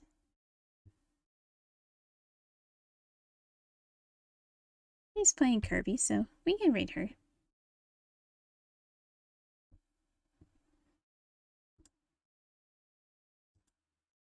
I'll check this person out later. It's more like sometimes I'm worried about raiding someone I don't know and like either them not realizing that their content is like not something I want to endorse or something weird like that, but oh, Wingberry came back. She's playing Needy Streamer Overload now, it looks like, which I know does have some potentially triggering stuff. I think she's talking about that now. But she's just starting, so actually, sorry, I think we will raid her, because I never get to raid Berry. She's also known as Berrychi. She, like, had started out as this, like, Tamagotchi character, and now she's also got this, like, cute human PNG magical girl form. And she does a lot of like Nintendo and cute indie stuff, so I think it's a good vibe. But yeah, thank you guys so much for sticking around, for starting Heart of the Woods. Oh god, if it gets genuinely spooky, well, I guess if I'm willing to risk that for anything, I guess it's Yuri. But I've got some other Yuri-related events planned for this month. And of course, we'll keep playing this, so I hope to see you again. Oh, tomorrow, oh, wait, read message. And tomorrow night at 8 p.m. EST, I'm going to be over on Kamishiro Taishi's channel. He's a fellow V translator, so I'm wicked excited to talk to him. I will tweet out some links and stuff and put it in Discord, so please come and see him. And I will probably, well, see us on his channel. And I might do a work stream tomorrow as well. But yeah, thank you again. Have a good night, everyone. Melon. And scream for 5 seconds. Good night. Oh, Tiffany, sorry. Yes. It just ended.